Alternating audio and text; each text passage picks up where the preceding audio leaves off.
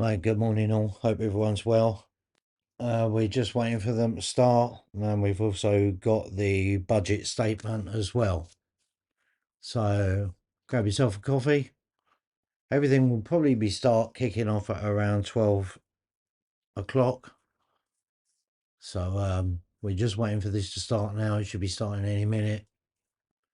We go from there. Thanks for joining. Much appreciated.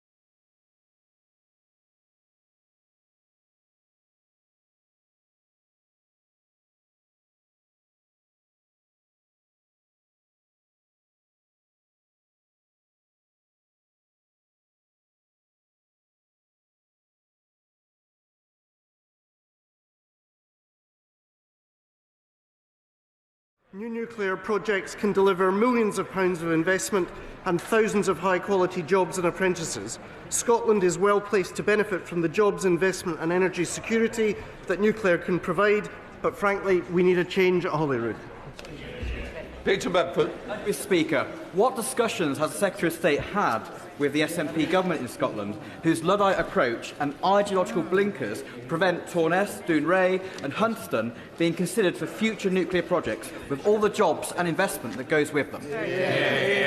Well, Mr. Speaker, this seems at least an occasion on which there's a genuine cross-party consensus. Not only have we urged, and I do so again today, a different approach from the Scottish Government, but my friend, the Secretary of State for Energy and Net Zero, has already asked Great British Energy Nuclear to begin assessing Scotland's capability for new-build nuclear sites. Sir Geoffrey Clifton-Brown. Thank you, Mr. Speaker. Would the Secretary of State not agree that actually renewables require a considerable expense in connecting to the grid? And would not the former nuclear sites of Hunterston, Torness and Dounreay make very suitable sites for new nuclear power stations from which the Scottish people have benefited hugely in the past? Mr. Speaker, I should declare an interest in that Torness is, of course, in Lothian East, my own constituency. It provides about 750 well-paid, highly paid unionised jobs. Of course, we would welcome the opportunity either for AMR, SMR or new-build nuclear on the Torness site. But when you talk to the EDF management there, they say the opposition of the Scottish Government is what is preventing equivalent investment from the kind that we saw recently announced at Torness's sister plant in Hartlepool. Mr Griffiths. Thank you, Mr. Speaker. Number 15, please. Thank you, Mr. Speaker. A key plank of the SNP's dogmatic argument against new nuclear is cost. Will the right honourable gentleman find a quiet moment, perhaps when the winds fall light and the turbines stop, to point out to them the reduced costs of small modular reactors? Well, of course, there's new technologies emerging, as the Honourable Lady recognises, and we are delighted that Rolls-Royce are one of the companies in the lead in terms of that new wave of nuclear technology. But you don't even need to look to the future. Look at the most recent past, where there are occasions where the wind doesn't blow and the sun doesn't shine in Scotland. That's why Torness provides significant baseload capability. We see new-build nuclear as being an essential part of that energy mix going forward. Alas, the Scottish Government don't understand that. Peter Murray. Thank you, Mr. Speaker. Does the Minister agree that Scotland cannot meet its long-term energy security and net zero goals without new nuclear power, and that centres such as the University of Strathclyde's internationally recognised PNDC, whose expertise in grid integration and systems resilience is world-leading, will be essential to the safe and effective deployment of next-gen nuclear technologies across Scotland? Mr. Speaker, I wholeheartedly agree with my honourable friend that the expertise of our research centres here in the United Kingdom, including the University of Strathclyde's PNDC, is absolutely critical. The crucial research that they are undertaking will help further the safe and effective deployment of new nuclear technology. We are watching a wave of nuclear technological innovation around the world. Alas, we need to make sure that not just our universities but our communities across Scotland can benefit from that. Thank you very much, Mr. Speaker. Last week I spoke to trade unions in Scotland who argued the ideological ban on nuclear power is costing young people career opportunities for well-paid and long-term jobs. In my own constituency, an SNP councillor is spreading misinformation and arguing against highly skilled nuclear jobs, safely dismantling submarines at Rosyth. Does the Secretary of State agree with me that this pervasive and misinformed approach is holding back our country? And will he urge the First Minister to distance himself from the comments of the councillors in my constituency and welcome these jobs to Rosyth? Well, Mr. Speaker, of course I condemn such misinformation. The reality is, as a government, we're investing £340 million in the Rosyth dockyard. I was in Fife on Monday, met with Fife College, with Fife Chamber of Commerce, with Babcock's, with Navantia from down the coast. There is a huge level of investment going in, but alas, we're in a position where the Scottish Government seems resistant to harnessing the potential of defence growth deals to secure new opportunities, not least for apprentices in Scotland. Johnny Reid. Mr. Speaker, since my election I've met with many employers, both local and national, who have expressed to put in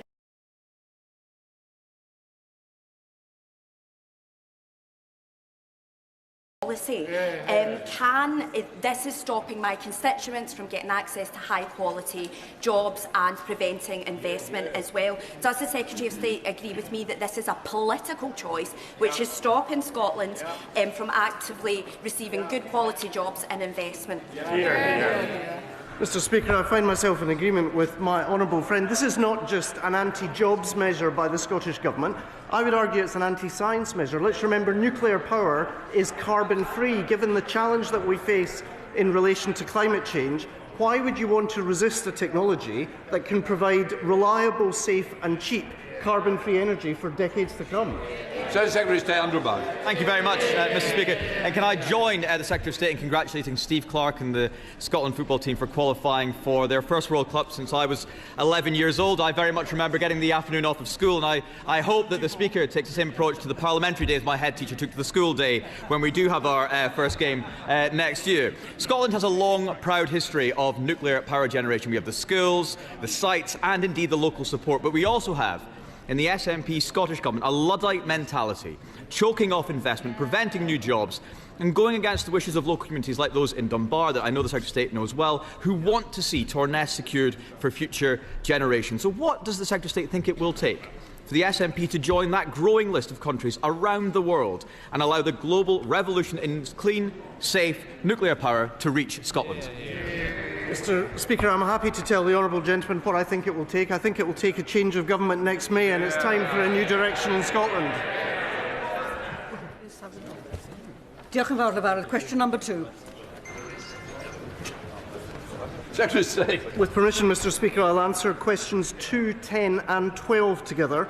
Over the last year, we have increased the national living wage, a pay rise for 200,000 of the lowest paid Scots, delivered a generational upgrade to workers' rights, had 5 interest rate cuts and of course expanded the Warm Home Discount Scheme, meaning 1 in 5 Scottish households are getting £150 off their bills. But we do need to go further and faster, and the Chancellor has pledged targeted action to bring down inflation further. Ms Savile Roberts. Does indeed need to go further. The Scottish Government this morning laid the regulations necessary to mitigate the 2-child cap brought in by Labour and carried on by Labour. Scotland is the only part of the UK where child poverty is falling. It's the only part of Great Britain with a non-Labour government. Does he recognise the huge role played by the Scottish Child Payment in tackling poverty head-on?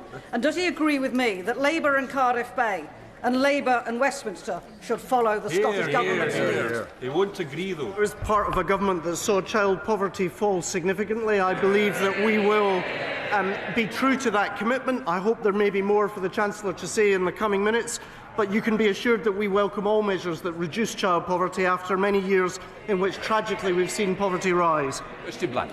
In the 16 months, then, since the King's speech, when Labour MPs were whipped to vote against scrapping the two-child cap, how many children have been pitched into poverty as a result of his refusal to scrap the cap? Here, here.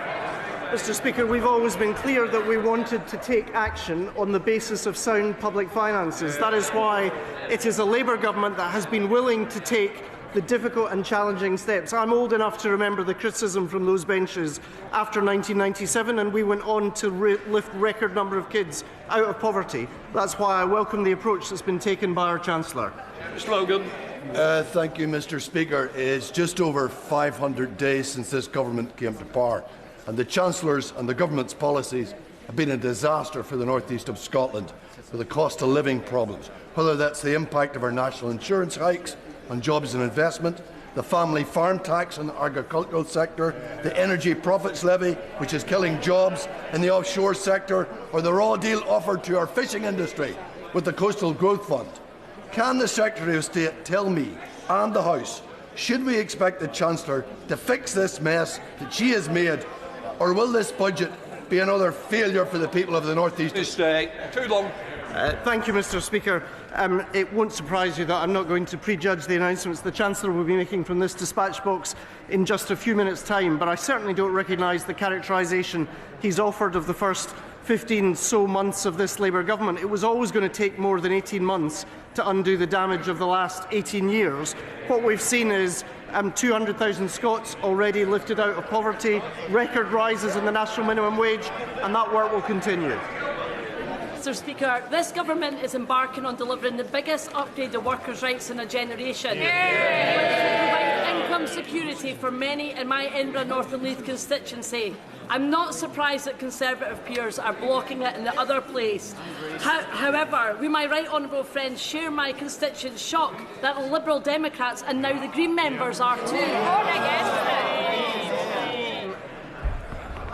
Mr. Speaker, I would like to say I'm shocked and surprised, but very little the Liberal Democrats do can shock or surprise me.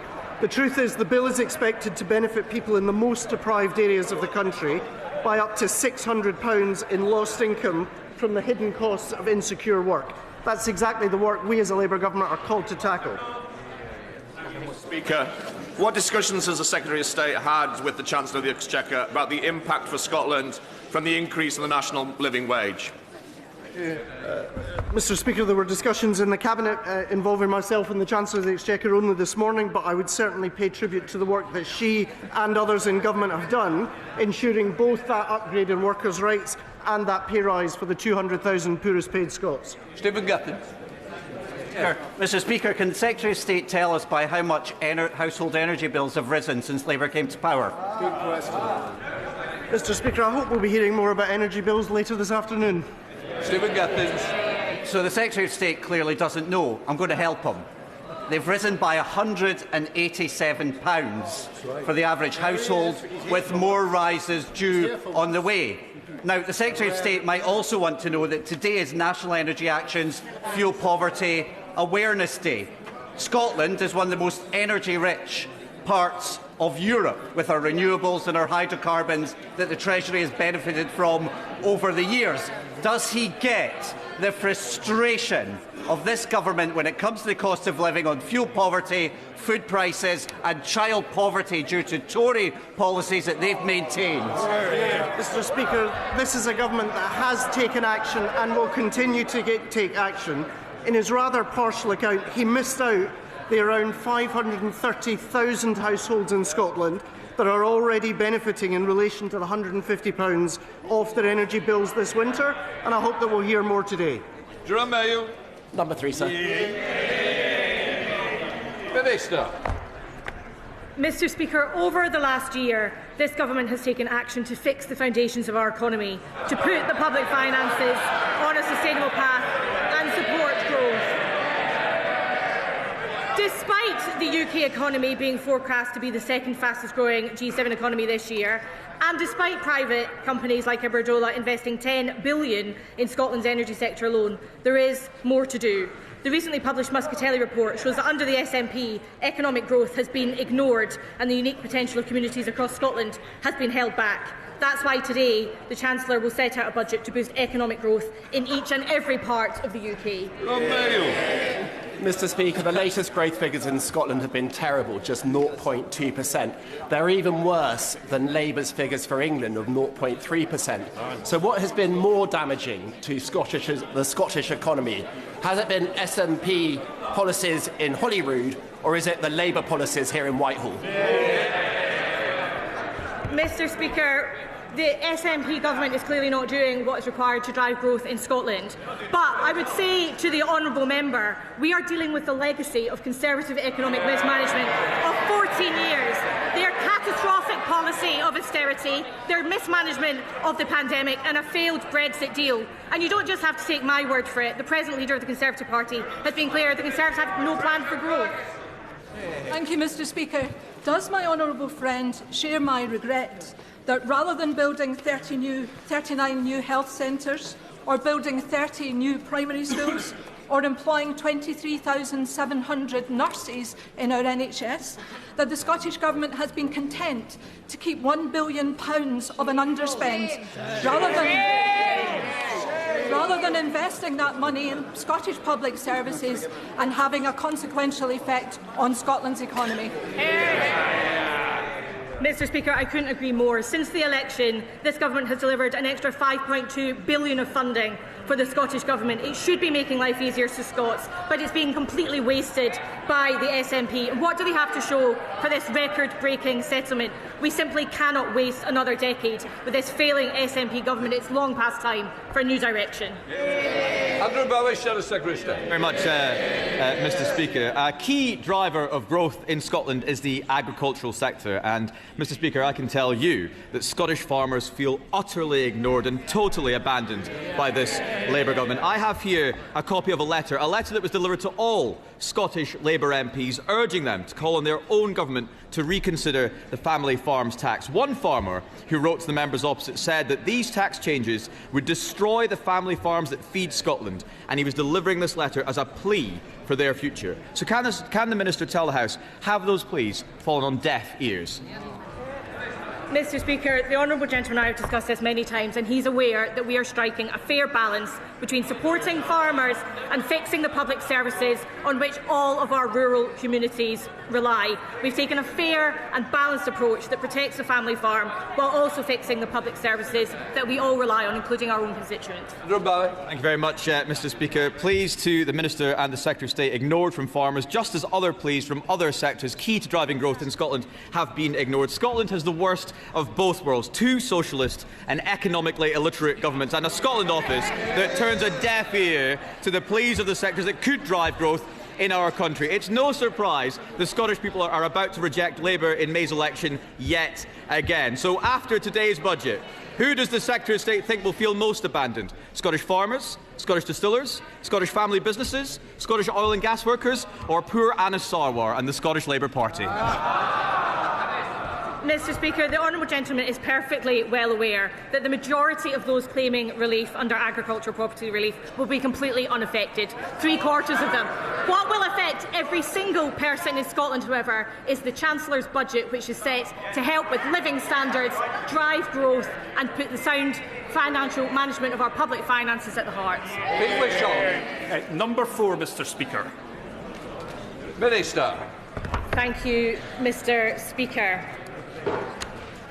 Immigration is, of course, a reserved issue, and the Home Secretary set out last week an asylum policy that will work for all parts of the United Kingdom. It contains the most sweeping asylum reforms in modern times, commensurate to the scale of the issues before us.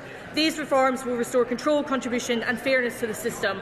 I'm proud that our country has always been fair, tolerant and compassionate, and this government will always defend those values.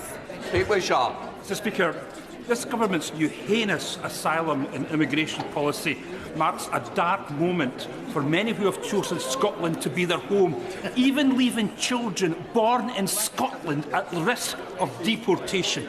I don't know if the ministers actually notice, but we're facing a population and demography crisis that this will only make 10 times worse. And if we don't address it, this is going to have a huge impact on our economy and social services. So why does Scottish Labour actually support an immigration policy that is contrary to the Scottish interest? Mr Speaker, what Scottish Labour, like the rest of the Labour Party, supports is a system that is both humane and restores control. That's in the best interest of communities, it's in the best interest of those seeking asylum and to migrate themselves. We are proud to support it, and we know that the rest of the country wants a system that has both control and fairness as its guiding principles.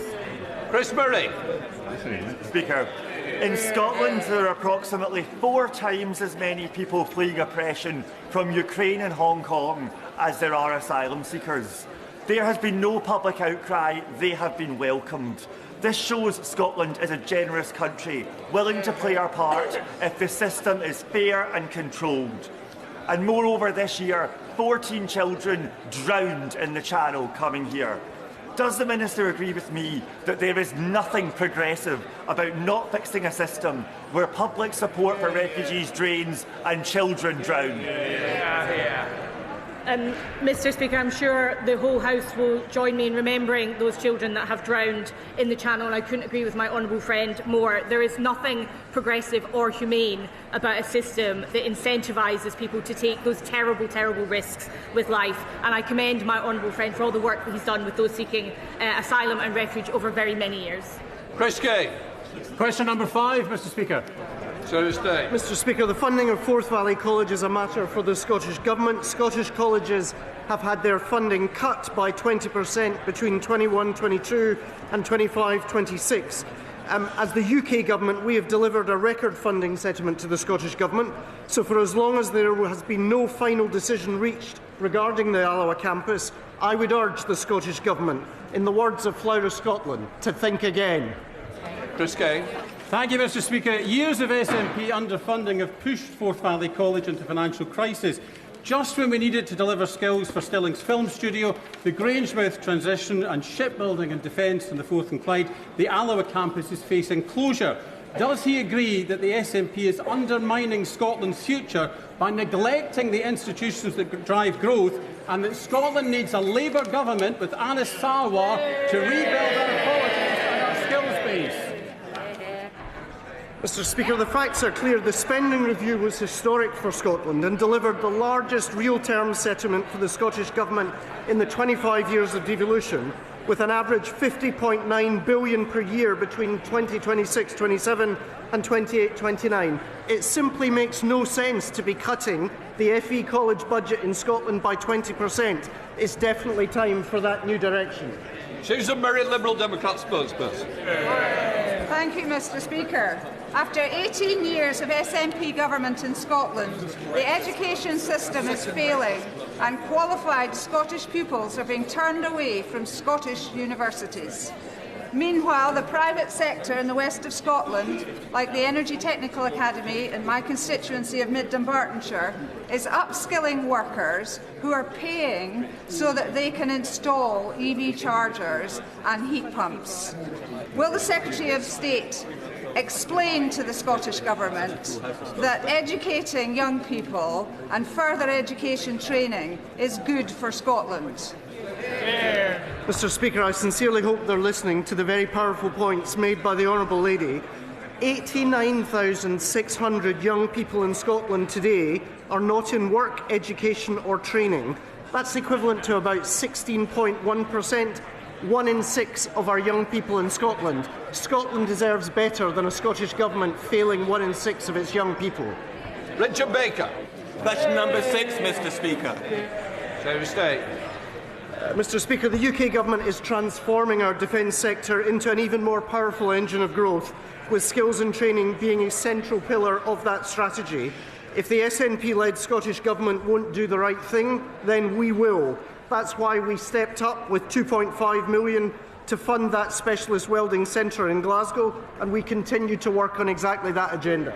Richard Baker. Mr. Speaker, the recruitment of 14 new apprentices at the Methil Yard in my constituency, saved from bankruptcy by this Labour government, protecting 200 skilled apprenticeships, is a stark contrast to the failure of the SNP on apprenticeships in the defence sector, which means many companies struggle to recruit skilled workers locally. Will my right honourable friend work with colleagues in the Ministry of Defence to promote Methil as a prime location for future defence contracts, so that Navantia UK can create more new apprenticeships at the Yard and work successfully with the Scottish Labour government at Holyrood?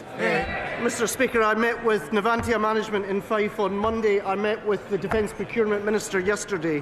There are huge opportunities thanks to his powerful advocacy of the workforce in Methil and the work that we can do together. The truth is we have a Scottish Government that is dithering on defence. We have a Labour Government determined to do right by the country on defence.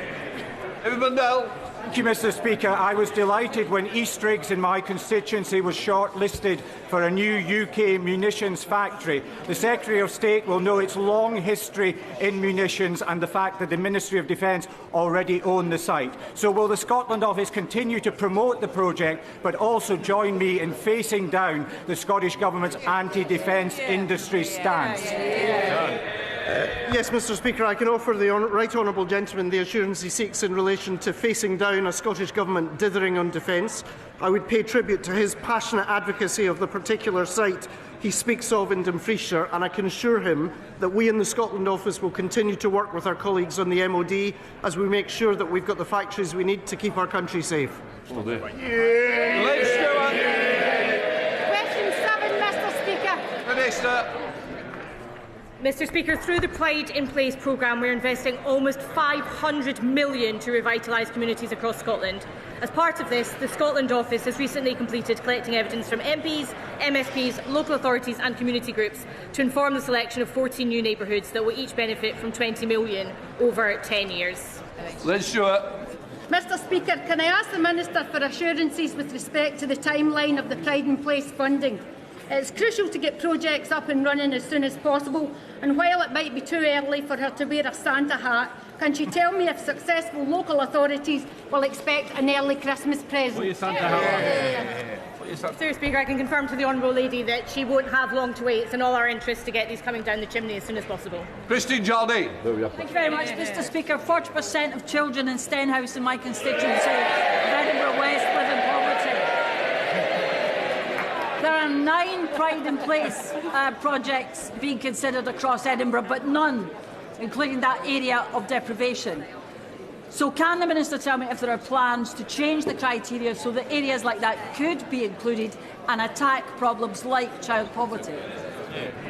Mr. Speaker, there are no plans to change the criteria against which local authority areas will be selected, but I can confirm we don't have very long to wait before the areas themselves will be confirmed. Okay. Before we come to Premier's questions, can I welcome in the gallery His Excellency the Honourable Stephen Francis Smith, the Australian High Commissioner to the UK. Stephen's term as High Commissioner comes to an end. We wish him all the best in retirement and thank you for what you've done in the UK. We now come to questions to the Prime Minister. Rachel Hopkins. Question 1, Mr. Speaker. Mr. Speaker, can I begin by confirming your remarks about Stephen, who's in the gallery, as I understand it. He's been an incredible servant and a good friend to the United Kingdom, and we wish him well in everything he does in the future. Mr. Speaker, today's budget will be a Labour budget with Labour values to deliver for the British people's priorities. Mr. Speaker, I know what it feels like to sit around the kitchen table worried about bills that can't be paid. That's why this budget is for families that I know today are equally worried about the cost of living. That's why we're rolling out free breakfast clubs, free childcare and free school meals. And today we'll be going further to deliver the change we're elected to bring about. Cutting NHS waiting lists, cutting the national debt and cutting the cost of living. Mr. Speaker, this morning I had meetings with ministerial colleagues and others. In addition to my duties in this House, I shall have further such meetings later today. Rachel Hopkins. Thank you, Mr. Speaker. For years and years, rail fares have gone up and up, but this is set to change next year. Can the Prime Minister confirm that commuters in my constituency will see around £400 saving on their annual season ticket as a result of this government raising rail fares? And can he confirm this is only possible because we have a Labour government? Well, I can confirm next year we're freezing rail fares for the first time in 30 years. Saving millions of commuters hundreds of pounds. And yes, that's only possible because we have a Labour government investing in Great British Railways and putting more money in the pockets of passengers. Contrast our approach with the Leader of the Opposition, who says the minimum wage is a burden, she thinks, and she wants to means test the state pension. We now come to the Leader of the Opposition, Kevin Bernard. Thank you, Mr. Speaker. And can I first pay tribute to the many farmers who have come to Westminster today to protest the shameful attack on them in last year's budget. I want them to know that Conservatives stand with them. Mr. Speaker? Yeah. They arrest them, we stand with them. Mr. Speaker, this has been the most chaotic lead-up to a budget in living memory, with resignations, hostile briefings, and... Can I just say to a couple of you, if you don't want the budget, make your mind up now. Nobody wants this budget, Mr. Speaker. With resignations, hostile briefings and leaks galore, even just in the last 10 minutes, an unprecedented leak of the OBR analysis. Unbelievable. Mr. Speaker, these leaks have been so serious that even the former chief economist of the Bank of England has said, and I quote, that Labour's fiscal fandango is the single biggest reason why growth has flatlined. Does the Prime Minister agree with Andy Haldane, and does he have an explanation for this complete shambles? We all know the biggest shambles in living history, the Liz Truss budget. And what did she say at the time? Did she say, I don't agree, this must be wrong? No, she said, I think Liz Truss is 100% right. 100%. Not much room for flexibility. Not one thing was wrong with it, in her view. So we won't be taking lectures from her. Matters for the OBR. The Chancellor will set out the budget in just a few minutes' time. Mr. Speaker, we're talking about the leaks. The Prime Minister doesn't seem to appreciate the impact of these budget leaks on the UK economy. Even the Chief Secretary to the Prime Minister has said this morning that the leaks were unacceptable. So will the Prime Minister launch an investigation into the budget leaks and punish those responsible? Mr. Speaker, it's literally about 25 minutes before the budget will be set out in Orly, where we'll take further decisions. The Chancellor will set it out, but thanks to the decisions she's already taken, we've got 5 million extra NHS appointments, waiting lists are coming down, mortgages are cheaper, we've expanded free school meals. That's 100,000 children lifted out of poverty, a moral mission for this government. Compare that to the record opposite any day of the week.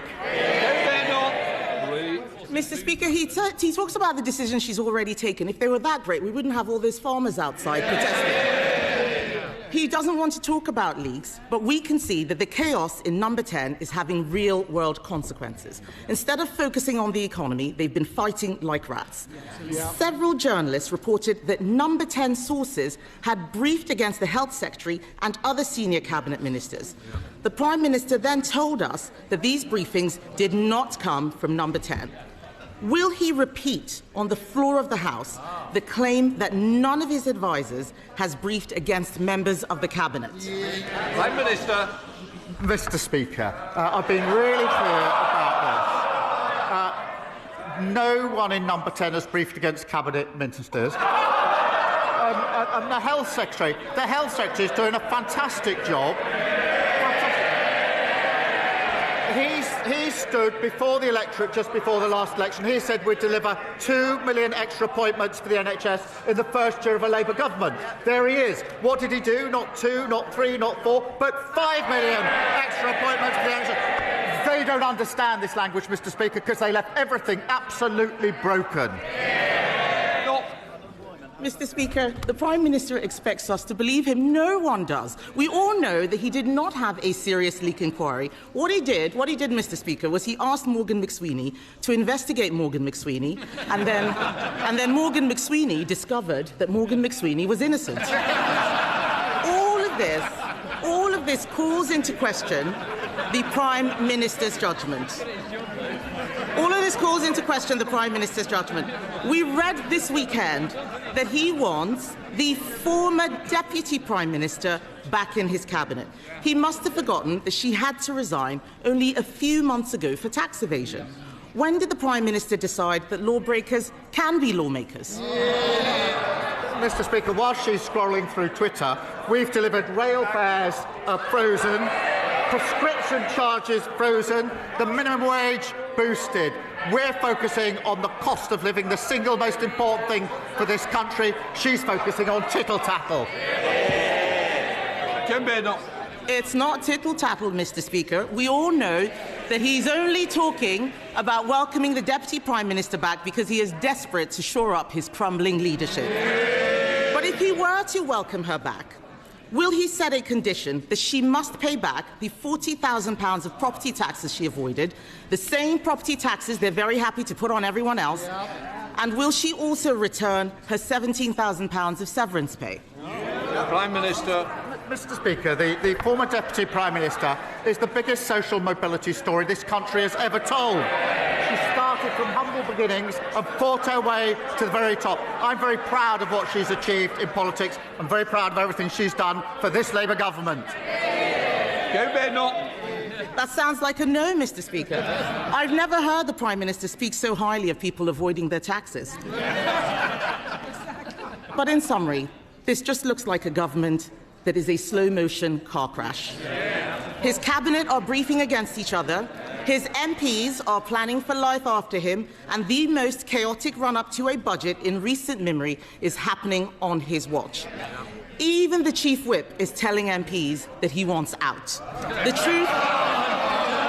The truth is simple, Mr. Speaker. His MPs don't trust him, the markets don't trust him, and the public certainly don't trust him. When will he finally accept that the chaos starts and ends with him? The most chaotic budget was the Liz Truss budget. It did huge damage to our country. We're still suffering from that damage. And what did she say about Liz Truss? She obviously does still think it. When asked, was Liz Truss right? 100% right, she said. The most chaotic, damaging budget there's ever been. And she sticks by it.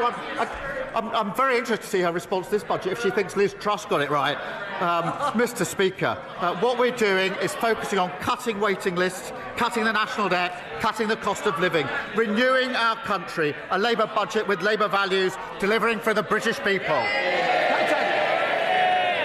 Thank you, Mr. Speaker. At the moment, everyone is being bombarded with adverts and emails for Black Friday, encouraging them to spend money on so-called time-limited deals, leading to panic buying, increasing debt, buyer regret, and not to mention the impact on the planet, with delivery and returns of goods responsible for millions of tonnes of CO2 emissions. Does he agree with me that instead of rushing to buy online, people should look to their high streets to support local businesses and keep money in the local economy this Christmas? Well, I want to see our high streets thriving, and we encourage everyone to support local businesses this Christmas. Through our small business strategy, we've got £3 billion boost to help small businesses expand, and we've tackled the most significant reforms to tackle late payments, the most significant in 25 years, Mr. Speaker. And the Chancellor will have to say more about that in just a moment. Shred David, Leader of the Liberal Democrats. Thank you, Mr. Speaker. We've just seen in the leaked OBR documents that taxes are going up to a historic record high. So will the Prime Minister explain why Labour is hiking people's taxes instead of fixing the £90 billion Brexit black hole in the public finances by growing our economy with a new, detailed, brilliant trade deal with our European partners? Well, he'll only have to wait a few minutes for the full details of the budget. But, Mr. Speaker, every week he comes here with the same problem. He always wants more spending, and he never wants to say how he's going to raise the money for it. The two things can't go together. Sir Ed Davey. Speaker, we want to grow the economy, not tax the economy. But if I can take him on to another issue, Mr. Speaker, I hope everyone in the House shares my alarm that a former leader of a political party in Wales has been found guilty of betraying our country and has now been sentenced to over 10 years in prison for his treachery. The Prime Minister said that Reform should hold an independent investigation, and he is right. But we both know that that's not going to happen. So given Reform won't, he must. So will he now launch a national investigation into Russian infiltration into our politics? Well, he's right to highlight this very serious case, a long sentence for pro-Russian bribery in the Reform Party at the highest level. You would think a leader of a political party would want to get to the bottom of that and ask the question, how on earth did that happen in the Reform Party? And what other links are there between Reform and Russia? But no, the leader of Reform doesn't want to do it. Because, Mr. Speaker, we know he doesn't want to know the answer to the question because Reform is riddled with pro-Putin propaganda. Thank you, Mr. Speaker. Mr. Speaker, after 8 years of traffic chaos and increasingly creative traffic diversions, residents of Parkside and Marston Grange in my constituency are beginning to wonder whether the A513 at Beaconside is a permanent monument to the traffic cone. In the time that Staffordshire County Council and Taylor Wimpey have taken to complete one stretch of road, we've had 6 Prime Ministers, not to mention Notre Dame burned down and was rebuilt using medieval building techniques. So what can be done to hold developers and local authorities properly to account so that essential infrastructure is delivered on time with minimum disruption? Well, it's staggering that an important upgrade for drivers to improve their journeys has been delayed for 8 long years. And I understand the scheme is currently being held up by the Reform-led council, Kel Sabri, who are proving as hopeless in local government as everybody anticipated. Mr. Speaker, we've invested £24 billion in our roads, and I call on Staffordshire Council to end the delay, get on with the job and get this scheme started for her constituents. Alison Bennett. Thank you, Mr. Speaker. University Hospitals Sussex currently have 350 people, well enough to go home, for occupying beds. That is the same number of beds as in Princess Royal Hospital in Hayward Heath in my constituency.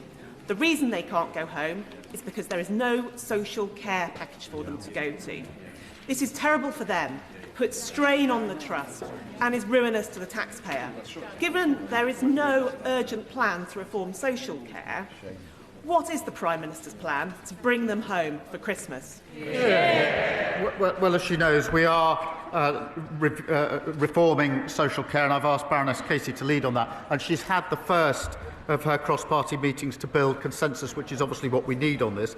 As I've said out a number of times, the first phase will report in 2026, so we can reform as we go on. There will obviously be a phase after that. And I remind the House we've already boosted social care funding by £3.7 billion, record increases also to the carers allowance and £500 million for the first ever fair pay agreement to properly recognise and reward carers. Luke Kirkhurst. Thank you, Mr. Speaker. Is the Prime Minister aware that because of the decision by Reform's Durham County Council to scrap support introduced by Labour in 2013, a typical working family in Stanley will be £170 worse off? How would the Prime Minister contrast the values of this Labour government with a Reform Party dividing our country and hitting working people in their pockets? Well, I thank him for raising this. The more we see of Reform, the more we see their true colours. In this case, making people £170 worth off. But their true colours also in relation to the member for Clacton. His explanation, Mr. Speaker, in recent days, in relation to the stories about what he may have said in the past, is unconvincing, to say the least. He says he never engaged with racism with intent. With intent. What does that mean? Didn't engage with racism with intent. I have no doubt that if a young Jewish student was hissed at to mimic the sound of a gas chamber, they would find it upsetting. He may want to forget that. They won't. He clearly remembers some of what happened. He should seek those people out and go and apologise to them. Thank you, Mr. Speaker. Lewis, not his real name, is an Eastbourne boy with special educational needs who was left traumatised after his passenger assistant relentlessly and brutally restrained him on his home-to-school transport. It only became clear to Lewis's mum, who is in the gallery today, what happened on that day when he returned home visibly distressed and bruised. And that's because, shockingly, there is no statutory requirement to report incidents of physical restraint on school transport, nor national training standards. So will the Prime Minister address this loophole in his upcoming SEND reforms to ensure that SEND children in Eastbourne and beyond can travel to school with the safety and dignity that they deserve? Well, can I say to him and to Lewis's mum, who's with us, that incidents like that should not be happening. I know that he's met, I think, with the Education Minister to discuss this. Every child should have tailored support, including on transport to school, and I can reassure him and Lewis's mum that that principle will be central to our reforms. Jenny Riddle-Carpenter. Thank you, Mr. Speaker. Last week, Roman Osborne, a 10-year-old in my constituency, hand-delivered a letter to 10 Downing Street to tell the Prime Minister about an accident that he had outside his primary school of Trimley St Martin in February, which left him spending 3 days in hospital and many, many more months recovering. Mr. Speaker, will the Prime Minister back my campaign, Safer at the Gates, and will he call on Tory-led Suffolk County Council to do the right thing and re-review the road and put the right safety measures in place outside Trimley St Martin and the other schools in my constituency? Can I thank her for that and thank Roman for his letter, which I took time to read last night. And I wanted just to read a short sentence from it, from Roman. He said this: "This accident wouldn't have happened if there was a safe place to cross the road. I'm concerned for other children's safety, and I don't want another accident like mine to happen again to anyone else." Mr. Speaker, what an incredible young boy, aged just 10. I totally agree with him, and I say to Roman, this is what we're going to do. Roman, I've asked ministers to work with all the right people to look at his school and get a safe crossing in place. And the Roads Minister will be happy to meet my honourable friend to discuss the road safety strategy. Mr. Speaker, this morning I met with farmers on Whitehall, and on Saturday farmers supplying milk to family-run White Farms, who have been making traditional cheddar cheese near Bruton for 160 years. They all told me, Mr. Speaker, the family farm tax as it stands will devastate their businesses. So if he really wants growth, will the Prime Minister listen to farmers, industry, the EFRA Select Committee, even his own MPs, and pause and rethink this damaging and regressive tax? Mr. Speaker, we've invested a record £11.8 billion into sustainable farming this Parliament, and we set out a 25-year farming roadmap focused on increasing year-on-year productivity and profitability in farms. That is vitally important.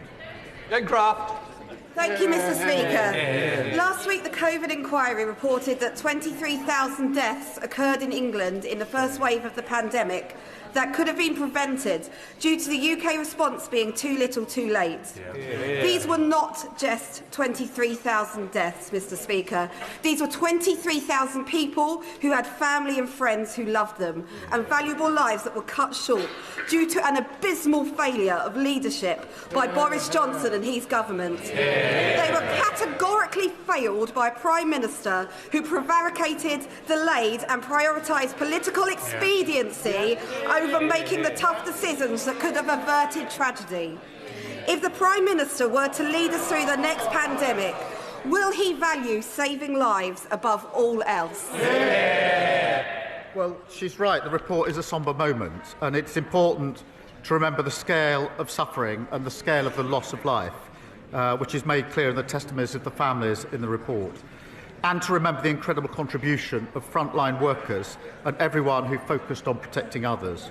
Mr. Speaker, we're committed to learning the lessons needed from the COVID inquiry to protect and prepare us for the future.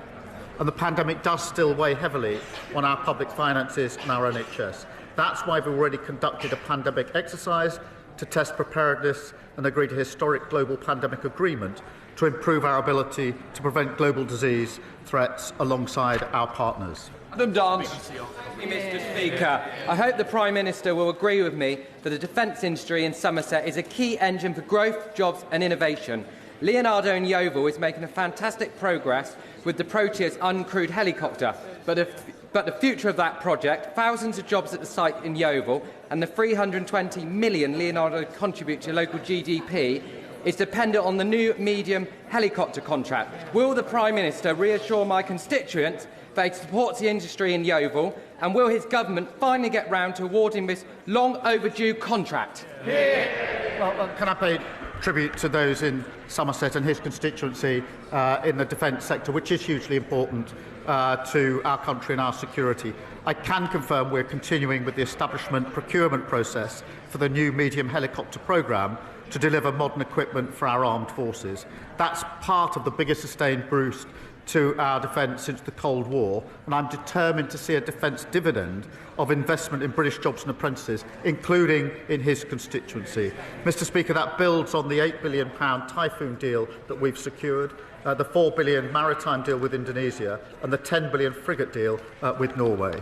Serena Blackenbridge. Thank you, Mr. Speaker. I joined Wensfield Men walking and talking on International Men's Day, a fantastic group who are strengthening our community through good company and what Stephen calls a growing band of brothers. In an age of pressure, polarisation and endless phone scrolling, they bring men together to support one another. Will the Prime Minister join me in congratulating all involved and explain how the first ever men's health strategy will back similar grassroots initiatives?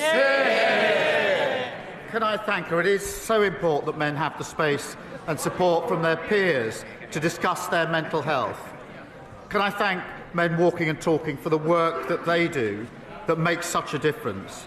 We were proud to launch our men's health strategy last week to get more men the support they need. Mr. Speaker, I wanted to take a moment to thank my honourable friend for Cannock Chase for his honesty and bravery on International Men's Day. And I say again, men speaking so truthfully about their experiences is so powerful and inspires more to do the same. He's a credit to this House. Great job.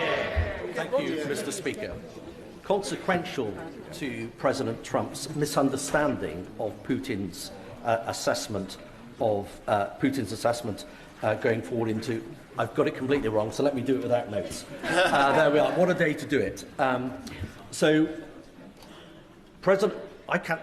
You know, I've completely lost it, and I apologise. So let me read it. Let me read it because I'm going to carry on.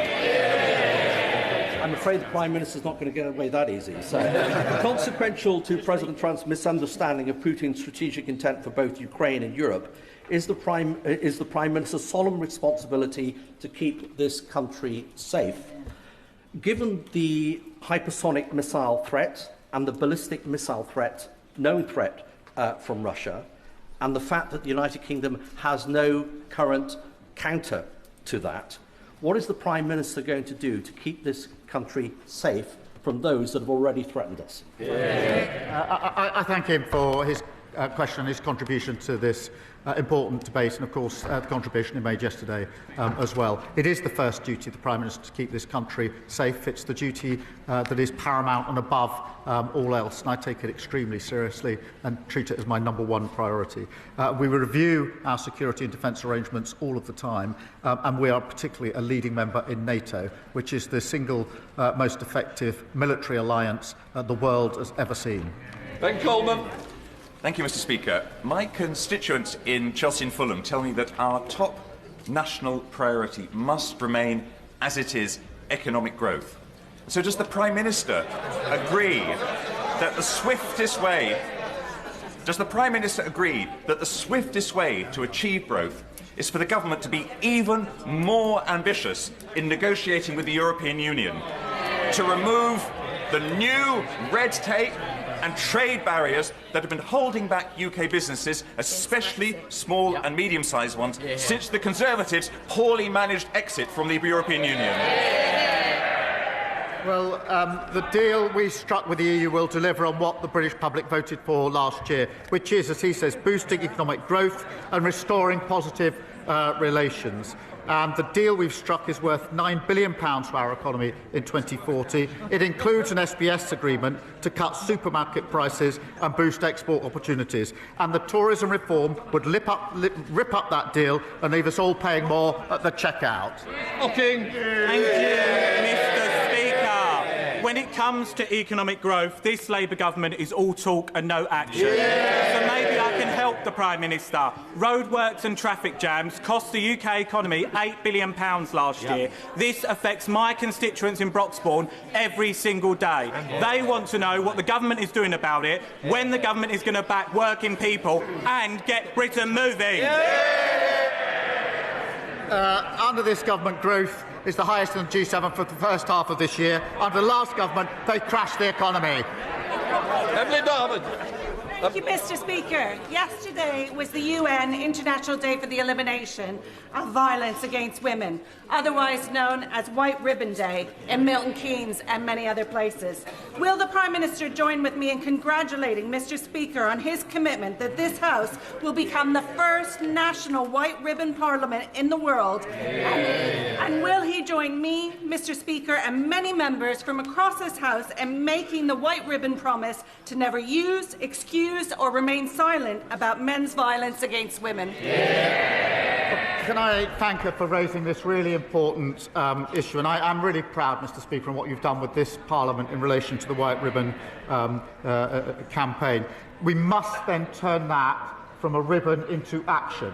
And I am really proud that this government is fully committed to tackling violence against women and girls. It is a political commitment, it is a personal commitment from me, and we'll do everything we can in relation to reducing violence against women and girls, which is pernicious, it is far more widespread than people appreciate, and we absolutely have to stop talking and start doing in relation to this. Final question, Liz Saville-Roberts. From his previous answer, we can only conclude that the Prime Minister has faith in the member of Clacton to police his own party on Russian interference. But the leader of Reform has already said that this is beyond his capabilities. Why, therefore, is the Prime Minister so unwilling to take responsibility and launch a full investigation into foreign interference in our democracies? Interference in our democracy, but the responsibility for the investigation of what happened in Reform lies with the leader of the Reform Party. Mr. Speaker, he's usually got plenty to say, and now he's totally silent on one of the most important issues. Mr. Speaker, he needs to speak up and answer those questions. That completes Prime Minister's questions.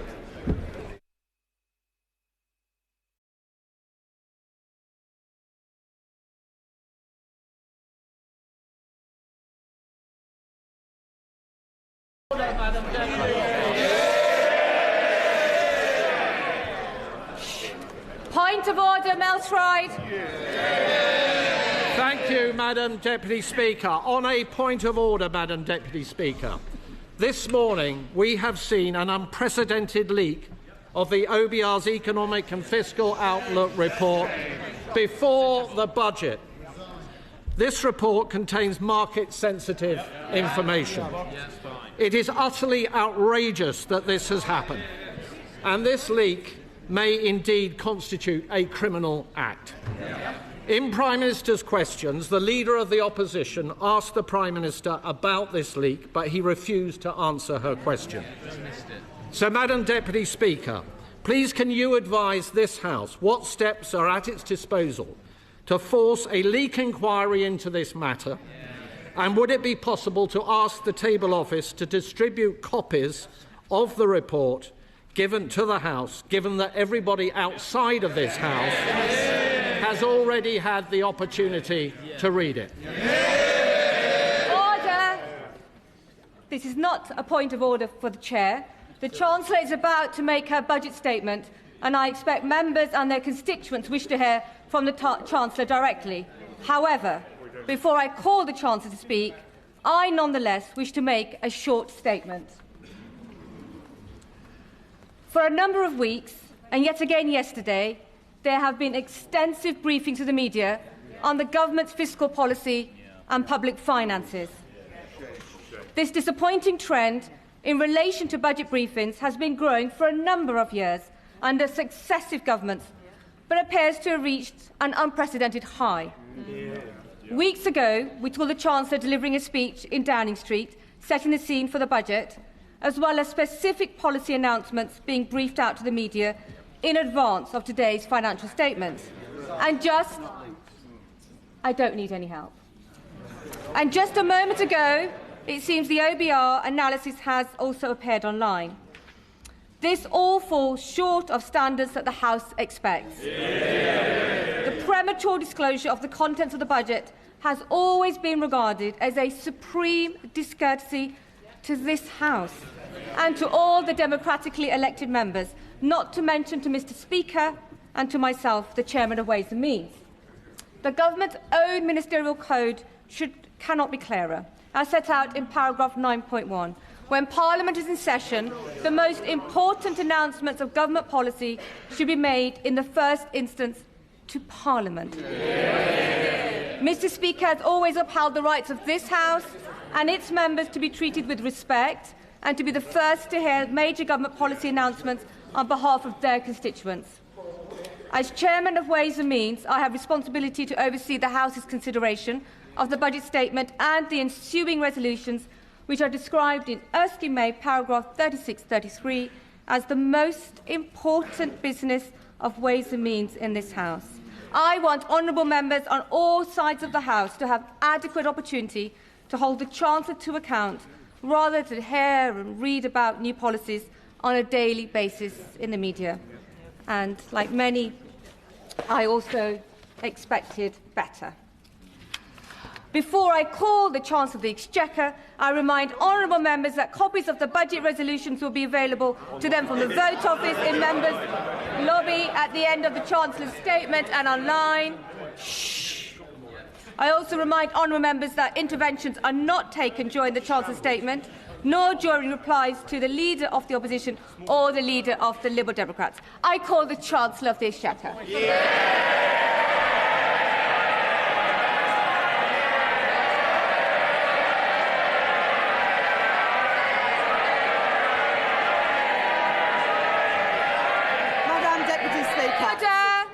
Chancellor.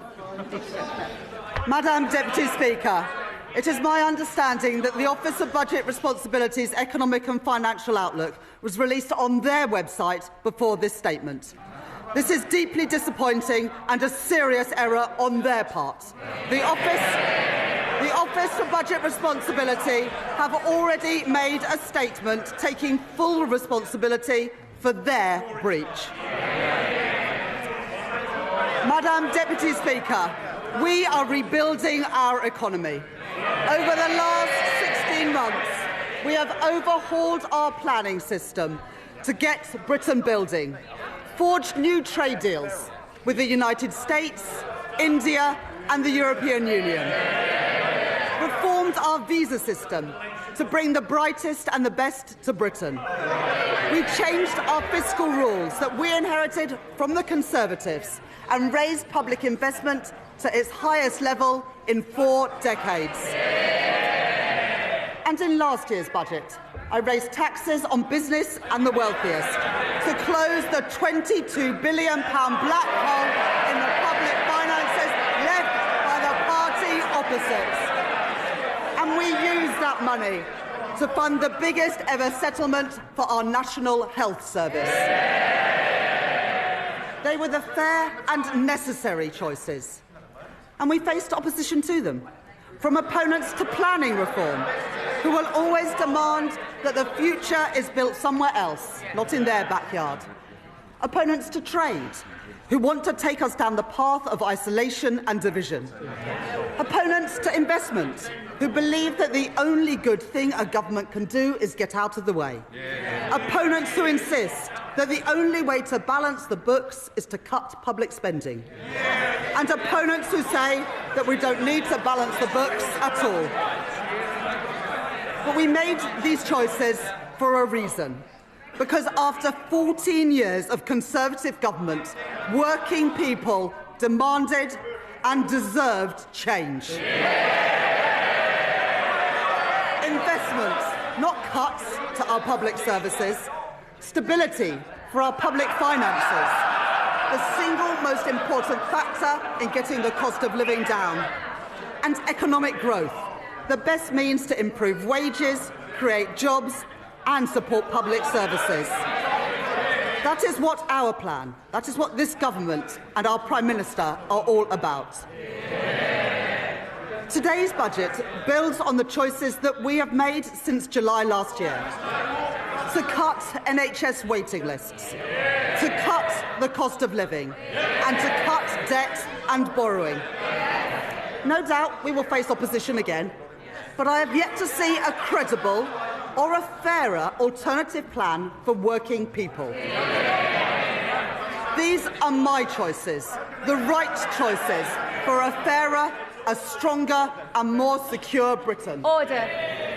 Far too much noise, and I expected so much better from you, Dr. Luke Evans. You're meant to be a leader in your community. Simmer down, Chancellor. I'm happy for them to shout as much as they like, Madam Deputy Speaker, as long as they do it from the opposition benches where they can't cause any more damage. I said there would be no return to austerity, and I meant it. This budget will maintain investment in our economy and in our National Health Service. I said I would cut the cost of living, and I meant it. This budget will bring down inflation and provide immediate relief for families. I said I would cut debt and borrowing, and I meant it. Because of this budget, borrowing will fall as a share of GDP in every year of this forecast. Our net financial debt will be lower at the end of the forecast than it is today, and I will more than double the headroom against our stability rule to £21.7 billion, meeting our stability rule and meeting it a year early. These are my choices, not austerity, not borrowing, not turning a blind eye to unfairness.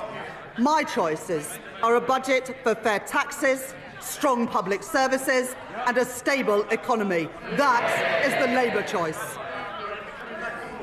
Growth is the engine that carries every one of our ambitions forward, through stability, investment and reform. The platform from which British ambition can finally get moving again. Because growth doesn't just appear out of thin air.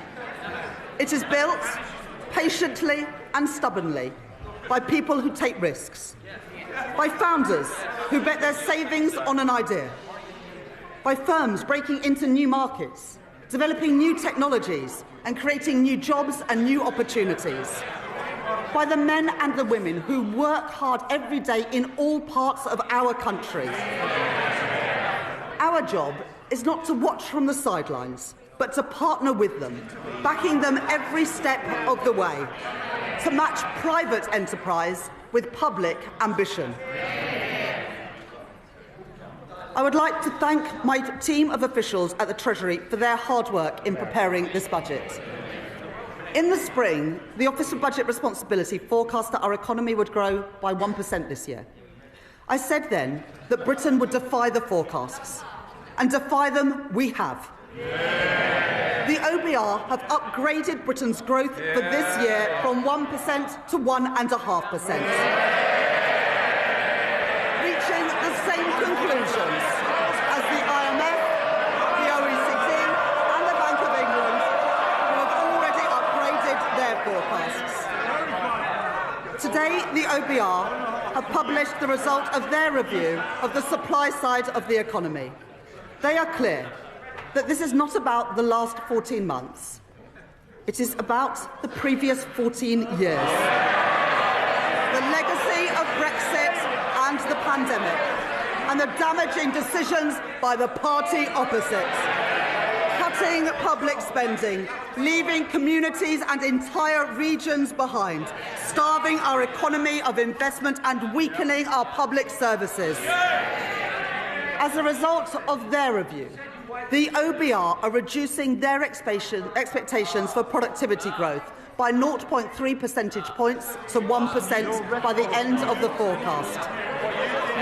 They say today, and I quote, real GDP is forecast to grow by 1.5% on average over the forecast due to lower underlying productivity growth. There is an impact on our public finances too. The OBR say that their productivity forecast will mean £16 billion less in tax receipts by 2030. These forecasts are the Tories' legacy, not Britain's destiny.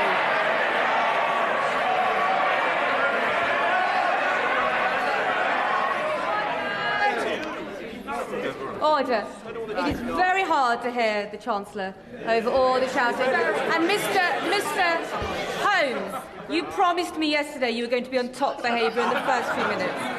Chancellor. We beat the forecasts this year and we will beat them again. By boosting trade, not blocking it. By increasing investment, not cutting it. By championing innovation, not stifling it. By backing working people, not making them poorer. Brick by brick, we've been building our economy. Building roads, building homes, getting spades in the ground and cranes in the sky. Growth begins with the spark of an entrepreneur. Half of new jobs in Britain are created by scale-up businesses. And we want those jobs created here, not somewhere else. Our job is to make Britain the best place in the world to start up, to scale up and to stay. So we're widening eligibility for our enterprise incentives, so scale-ups can attract the talent and the capital that they need. Expanding the enterprise management incentive so more companies can offer tax-relieved share options. Re-engineering our enterprise investment and venture capital trust schemes so they don't just back early-stage ideas, but stay with companies as they grow. Introducing UK listings relief, a 3-year exemption from stamp duty reserve tax for companies who choose to list here in Britain. And to continue this work, I am launching a call for evidence on how our tax system can better back entrepreneurs and a targeted review with founders and investors at the heart to make the UK an even more attractive place to grow your business. We are sending a simple message to the world. If you build here, Britain will back you. And our retail investment system should do the same. The UK has some of the lowest levels of retail investment in the G7. And that is not only bad for business, who need that investment to grow, it's bad for savers too. Someone who has invested £1,000 a year in an average stocks and shares ISA every year since 1999 would be £50,000 better off today if they'd put that same money into a cash ISA. And so, from April 2027, I will reform our ISA system, keeping the full £20,000 allowance, while designating 8,000 of it exclusively for investment, with over 65s retaining the full cash allowance. And thanks to our changes to financial advice and guidance, banks will be able to guide savers to better choices for their hard-earned money. Over 50% of the ISA market, including Hargreaves Lansdown, HSBC, Lloyds, Vanguard and Barclays, have signed up to launch new online hubs to help people invest here in Britain. At this budget, consistent with the commitments in our corporate tax roadmap, I will retain our competitive corporation tax rate, the lowest in the G7, and retain our generous full expensing offer for business investments. I will also introduce a new 40% first-year allowance so that businesses can write off more of the cost of their investment up front, while reducing main rate writing down allowances in line with fiscal constraints. Private investment is the lifeblood of economic growth, but growth needs public investment too. When faced with challenges, previous chancellors have chosen to decrease, delay or cancel capital spending. But low investment is the cause of our productivity problem, not the solution. So my choice is not cuts, not stagnation, but to maintain the additional £120 billion of investment that I provided at the spending review. In transport, to link our towns and our cities, energy infrastructure to power our businesses, and housing, so people can live near good jobs, paying decent wages and growing businesses. That is the Labour choice. I'm grateful to the Financial Secretary to the Treasury for his work in driving our growth agenda forward. As we allocate investment for the infrastructure that is the backbone of economic growth across our country, today I will commit investment for the Lower Thames Crossing. And we're continuing to drive investment in city-region transport, in the Midlands Rail Hub and the Transpennine Route upgrade, along with our commitments to the Northern Growth Corridor, including Northern Powerhouse Rail. It is this Labour government that has overhauled our planning system, and I will today provide further funding to increase planning capacity through a new skills offer, as called for by the British Chamber of Commerce and the Confederation of British Industry. It is this Labour government that has invested in nuclear power, in Sizewell C and in Culham. We are taking forward our commitment to slash electricity prices for thousands of manufacturing businesses, as Make UK and many others have called for. And today I'm pleased to welcome John Finkelton's report, an ambitious plan to cut the red tape that has tied our nuclear industry in knots for decades. And within 3 months, we will set out our plan for delivering his recommendations. We are proud of our industrial heritage, and we are determined to build the industry of the future so that we buy, make and sell more here in Britain. That's why, as we increase defence spending, we are investing in Portsmouth, in Barrow and in Plymouth. And I'm pleased to be supporting Team Derby, an initiative to drive growth in one of our defence industry hubs. It's why we stepped in to save British Steel in Scunthorpe and invested in Sheffield Forgemasters. And it's why we've changed government procurement so we can buy British when it is crucial to our national security. For steel, for shipbuilding, and today for AI, driving innovation and building that great industry here in Britain. But it's not just what we invest that matters, it's how we invest. Putting money and power back in the hands of local and regional leaders. Today, we are devolving £13 billion of flexible funding for 7 mayors to invest in skills, business support and infrastructure. I'm extending the business rates retention pilots in the West of England, Liverpool City region and Cornwall until 2029. I'm providing £30 million for the Kernow Industrial Growth Fund for sectors like critical minerals and marine innovation. I am establishing the Leeds City Fund, a long-term agreement to retain business rates to fund local regeneration projects like the development of Leeds South Bank, and I am allocating £20 million for the new Peterborough Sports Quarter and £16 million for a science centre in Darlington from the Growth Mission Fund. The benefits of investment the benefits of investment and growth must be built and felt in every part of our United Kingdom. So we are providing an additional £370 million for the Northern Ireland Executive, £505 million for the Welsh Government and £820 million for the Scottish Government over the spending review period through the Barnett formula. And I am making... Sorry, I didn't quite catch that from the SNP. Did they not?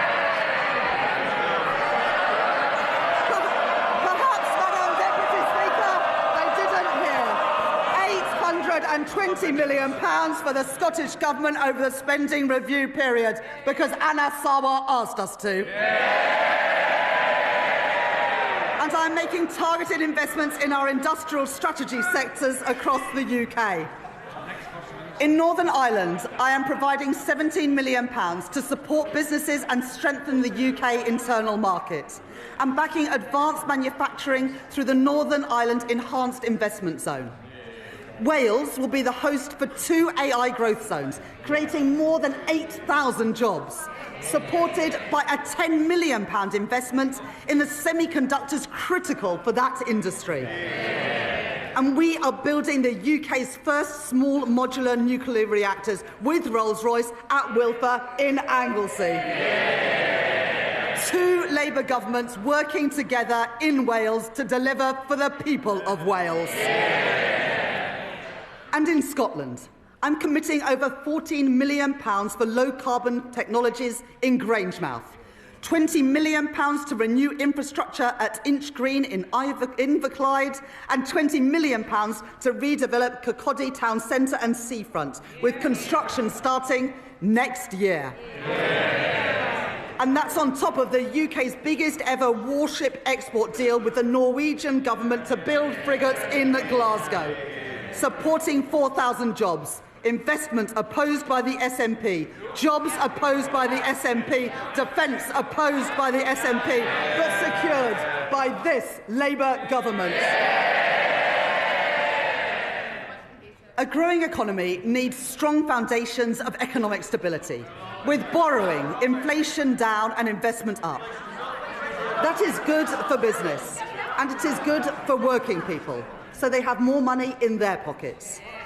Economic stability, safeguarded by ironclad fiscal rules, is our best defence against rising prices and the best way to improve living standards. We've all seen the alternative.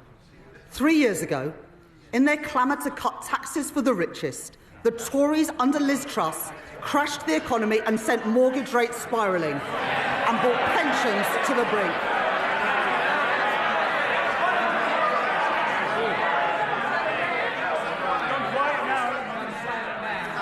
Being so loud, Madam Deputy Speaker, and yet I can't even hear them now. Now, I know that the leader of the Green Party is a keen hypnotherapist, and he believes that he can achieve remarkable things using only the power of his mind. Unfortunately, the only things getting bigger under his approach would be the deficit and the rate of inflation. And for all the damage that the Conservative cuts did to our schools and our hospitals, they also doubled the national debt. Our net financial debt this year will be £2.6 trillion, 83% of GDP, meaning that today, 1 in every £10 that government spends is on debt interest. Not on paying down that debt, but just on paying the interest on the debt that we inherited from the Conservatives. My fiscal rules will get borrowing down while supporting investment.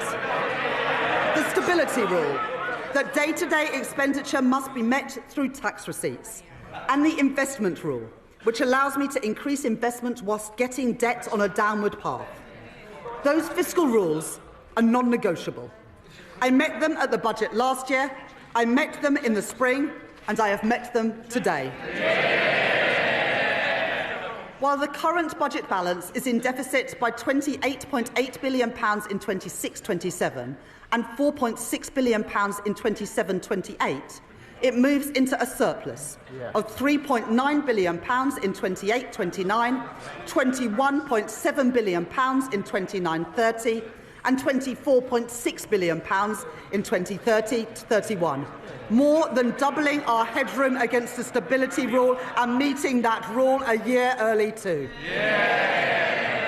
And our net financial debt is 83.3% in 26-27, 83.6% in 27-28, 83.7% in 28-29, falling to 83.0% in 29-30 and 82.2% in 2030-31.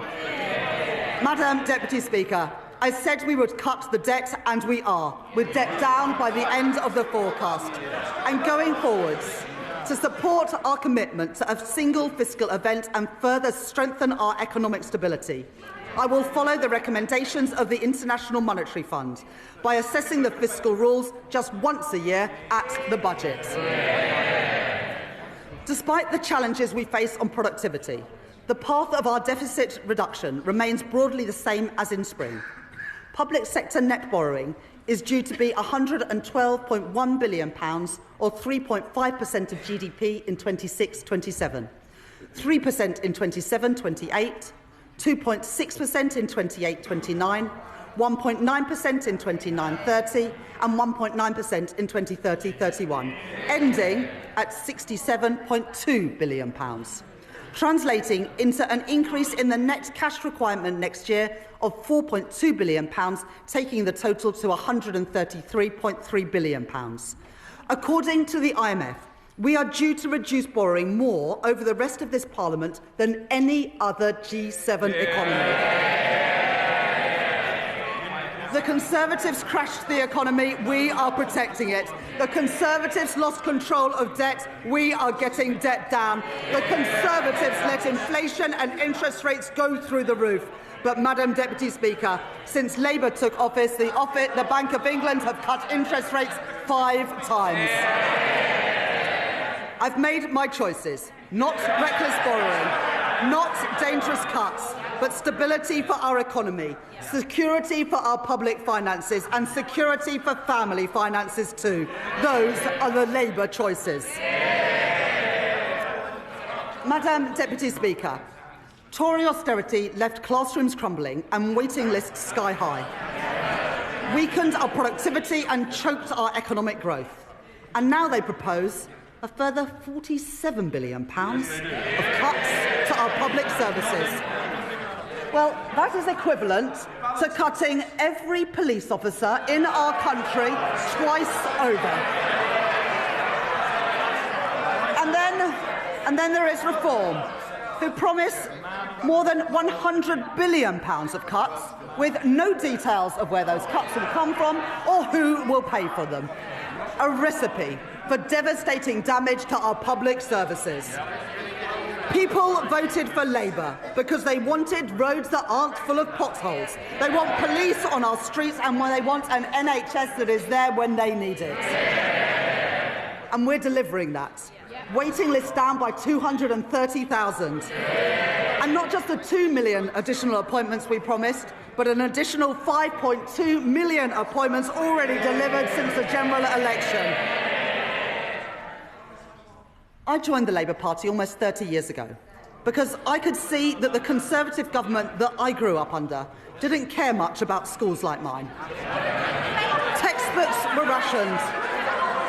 I know that many of you weren't at schools like mine. There is far too much noise, far too much excitement. People need to calm down a little. Chancellor. They don't want to hear what the Tories did to schools like mine, but I will tell them. Textbooks rationed, libraries closed, kids herded into porter cabins in the playground, and I came into politics to change that. The money that I allocated at the spending review will fix the crumbling classrooms that the Conservatives left behind and build the schools that they promised but never delivered. And today, thanks to representations from my honourable friends, the members for Wolverhampton North East and Leeds South West and Morley, I will provide £5 million for libraries in secondary schools, building on the £10 million commitment to ensure that every primary school has a school library within this Parliament. And thanks to representations from my honourable friends, the members for Bournemouth East and from Luton North, I am providing £18 million to improve and upgrade playgrounds across England. Madam Deputy Speaker, let there be no doubt that this is a government that is on the side of our kids and who will back their potential. I will not allow the legacies of Conservative neglect to stain our society. Last year, I made changes to the Mine Workers Pension Scheme to ensure that its members receive the fair pensions that they are owed. This year, with thanks to the Minister for Pensions for all his work in this subject, I can go further. I have heard representations from Labour Coalfield MPs, including my honourable friends, the members for Bassetlaw, Blyth and Ashington, Barnsley South, Mansfield and Llanelli. And today I can announce that I will transfer the Investment Reserve Fund of the British Coal Staff Superannuation Scheme to its members. So that the men and the women who worked in our coal industry get a fair deal in their retirement too. And more. Having heard representations from my honourable friends, the members for Banbury and the member for Edinburgh South West, I will index for inflation on pensions accrued before 1997 in the Pension Protection Fund and the Financial Assurance Scheme, so that people whose pension schemes became insolvent, no fault of their own, no longer lose out as the result of inflation. Last year, I also provided funding to compensate the victims of the infected blood scandal, after the previous government failed to budget for the costs of compensation. This year, I have listened to representations from my honourable friend, the member for Eltham and Chislehurst, and my honourable friend, the member for Edinburgh South West. And I'd like to thank the Minister for Employment for her representations over many years on this subject. As a result, I will exempt all payments from the infected blood scheme from inheritance tax, regardless of the circumstances in which those payments are passed down. Madam Deputy Speaker, that is how we should be spending taxpayers' money, on dealing with injustices and building strong public services, not on waste and inefficiency. At the spending review, I set an ambitious target of £14 billion of efficiencies per year by 2029, and I am grateful to the Chief Secretary to the Treasury for driving that work forward, realising savings through AI and automation, and by scrapping NHS England and reducing back-office staff by 18,000. At this budget, I will find a further £4.9 billion of efficiencies by 2031, getting rid of police and crime commissioners, cutting the cost of politics and local government, and selling government assets that we no longer have any use for. These savings will be required across government. But for our National Health Service, I will reinvest all of these savings back into the care that people rely on. More nurses, more GPs, more appointments. Restoring the services that faltered under years of Conservative decline and investing in the future of our National Health Service. And today I am announcing £300 million of investment in technology to improve patient service and 250 new neighbourhood health centres. Expanding more services into communities so that people can receive treatment outside of hospitals and get better, faster care where they live. Over 100 of these will be delivered by 2030, including in Birmingham, Truro and Southall. The Labour Party founded our National Health Service, and we will renew our National Health Service. I will take the same approach for defence spending that I take to NHS spending, reinvesting savings back into our national security. In our age of insecurity, Britain will continue to stand with our allies, working in collaboration to secure a sustainable ceasefire for Ukraine, and maintaining our commitment to NATO, with the UK set to spend 2.6% of GDP on defence by April 2027. Madam Deputy Speaker, the public rightly expects that we stamp out fraud, error and waste, and put that money to good use in our schools and our hospitals and other frontline services. My right honourable friend, the Home Secretary, has already announced that she will claw back excess profits from the use of hotels to house asylum seekers, as we phase out the use of those hotels entirely. And we will consult on reforms to indefinite leave to remain and access to taxpayer-funded benefits. The introduction of digital ID will break the link between illegal migration and illegal working. And the HMRC and the Fair Work Agency will crack down on illicit businesses that blight our high streets and undercut illegitimate firms, enforcing the minimum wage, investigating dodgy businesses and increasing scrutiny of the gig economy, as well as tracking down fraudulent business owners who vanish without paying their taxes. And I'd like to thank my honourable friends, the members for Great Grimsby and Cleethorpes, Lee and Atherton and Kensington and Bayswater for their representations on this subject. And I'll take further steps to prevent and track down unpaid tax, which will together, these reforms will raise nearly £10 billion a year by 2030, including through new powers for HMRC to pursue the promoters of tax avoidance schemes. I am building on our successful use of targeted checks on welfare claims to root out fraud and error and prevent public money being paid to people who are not entitled to it. And I would like to thank Tom Hayhoe, the COVID Corruption Commissioner, for his work in helping to chase down nearly £400 million from dodgy pandemic spending and contracts. Tory contracts handed out by Tory ministers to Tory peers and Tory friends. Well, that money belongs in our schools and in our hospitals.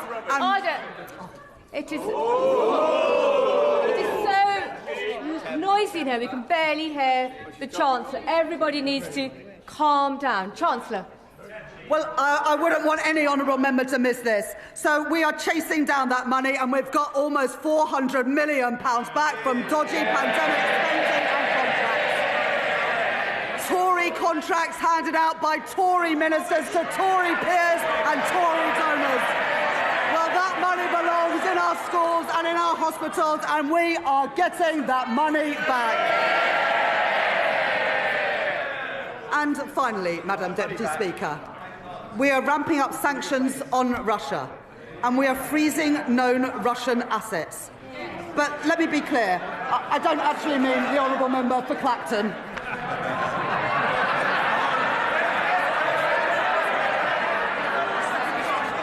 Under the Conservatives... Order.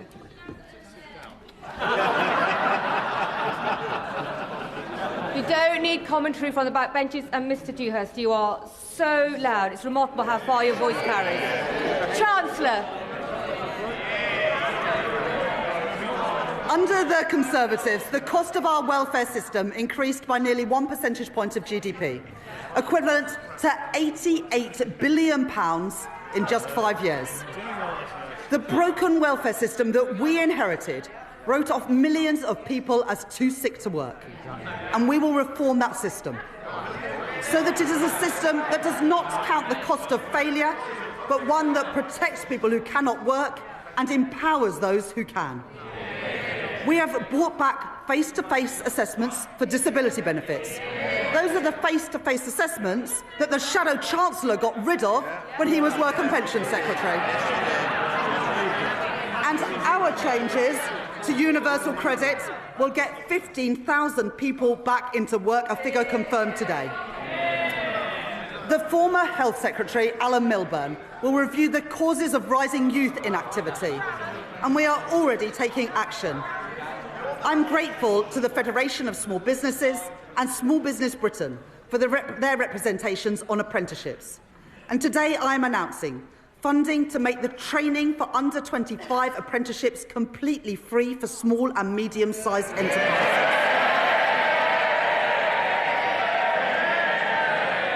And funding our new youth guarantee, providing £820 million over the next 3 years to give young people who are let down by the Conservatives the support and the opportunity that they deserve. Guaranteeing every young person a place in college, an apprenticeship or personalised job support. And after 18 months, 18 to 21-year-olds will be offered paid work, not benefits. The Motability Scheme was set up to protect the most vulnerable, not to subsidise the lease on a Mercedes-Benz. And so I am making reforms that will reduce generous taxpayer subsidies, and Motability have confirmed that they will remove luxury vehicles from their scheme, getting the scheme back to its original purpose of offering cost-effective leases to disabled people. And taxpayers' money should not be spent on pensions for people abroad, who only lived here for a couple of years and may never even have paid a penny in tax. The Conservatives allowed thousands of people living abroad to buy their way into the state pension for as little as £3.50 a week, debasing the purpose of our pension system. And so I will abolish access to Class 2 voluntary national insurance contributions for people living abroad, increasing the time that someone has to live or work in Britain to 10 years and increasing the contributions that they must pay. These reforms improve our welfare system, they support our young people, protect those who need it most, and put an end to Conservative waste and unfairness. Madam Deputy Speaker, to break the cycle of austerity, we need a fair and a sustainable tax system, one that generates revenues to fund the public services that we all use, and supports investment to grow our economy. That does mean that today I am asking everyone to make a contribution. The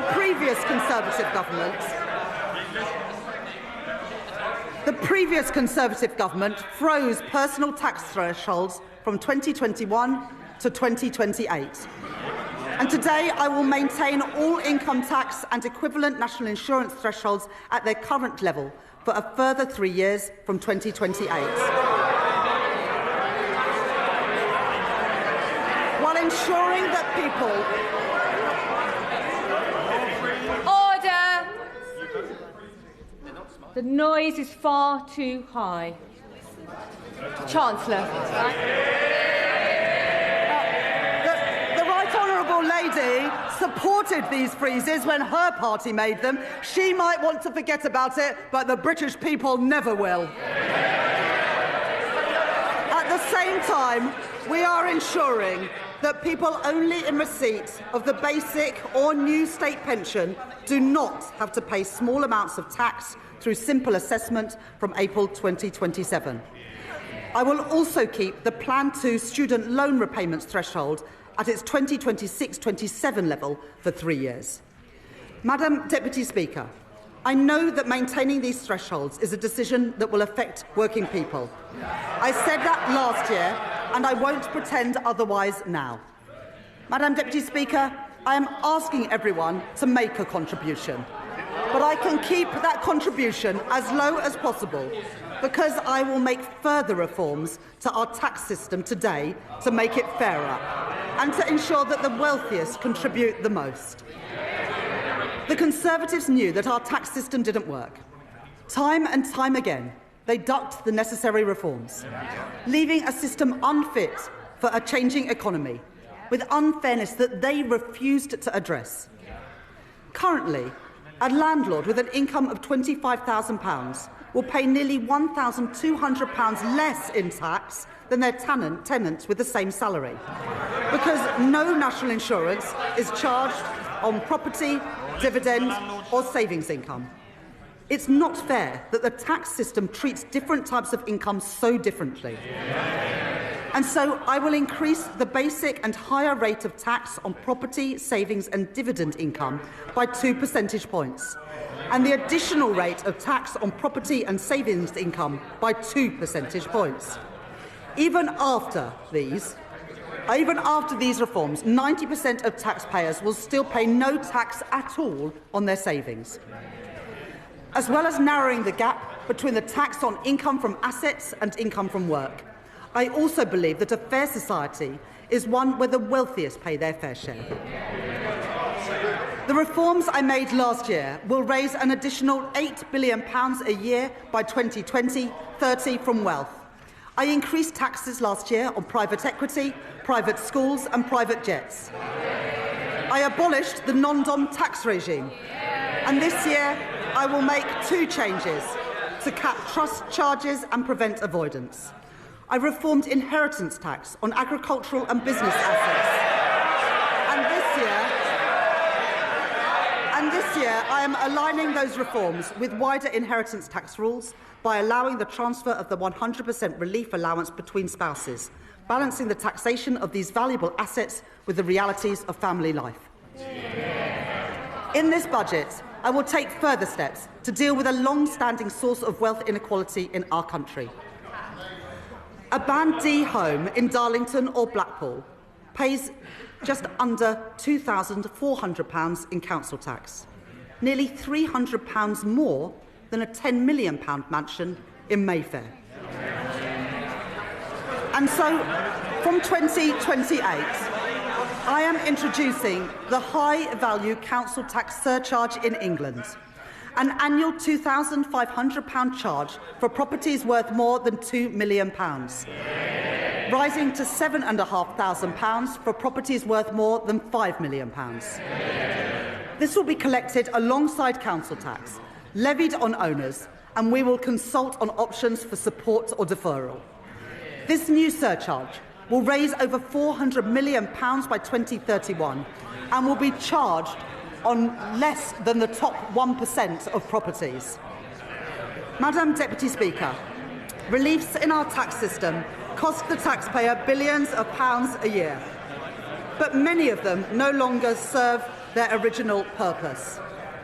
The government rightly provides generous tax relief for people paying into a pension, relieving income tax on all contributions and on the investment itself, as well as national insurance relief on employer contributions, at a cost of over £70 billion a year to the Exchequer.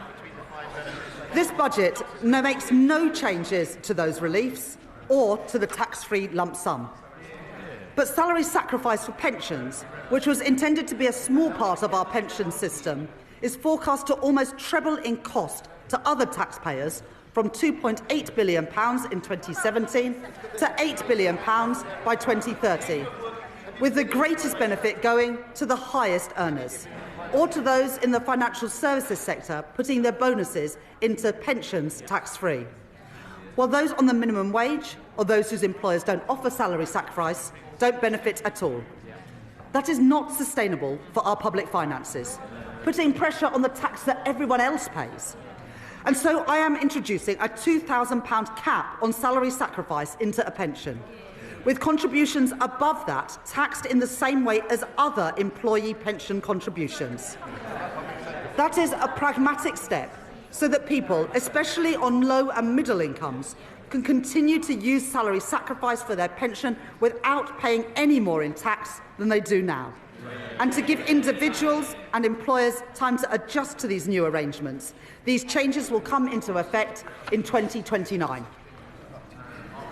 The coalition government introduced 100% relief from capital gains tax on business sales made to employee ownership trusts, creating a route for gains to go completely untaxed when businesses are sold.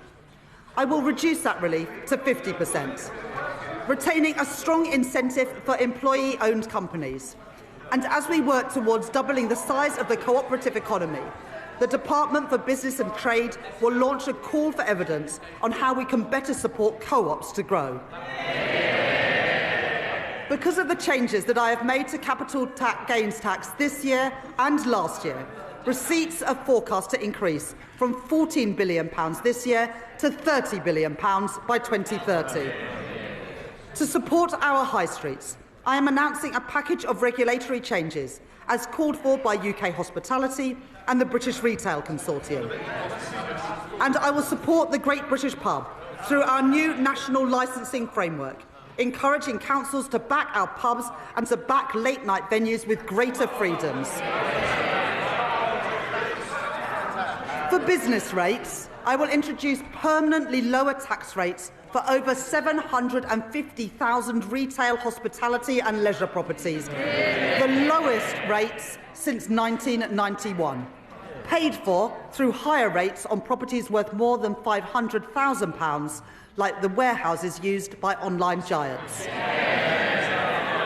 Alongside this, I will introduce a package of support worth over £4.3 billion over the next 3 years for a property of any size seeing a large increase in their bill. And to support a level playing field in retail, I will stop online firms from undercutting our high street businesses by ensuring customs duty applies on parcels of any value.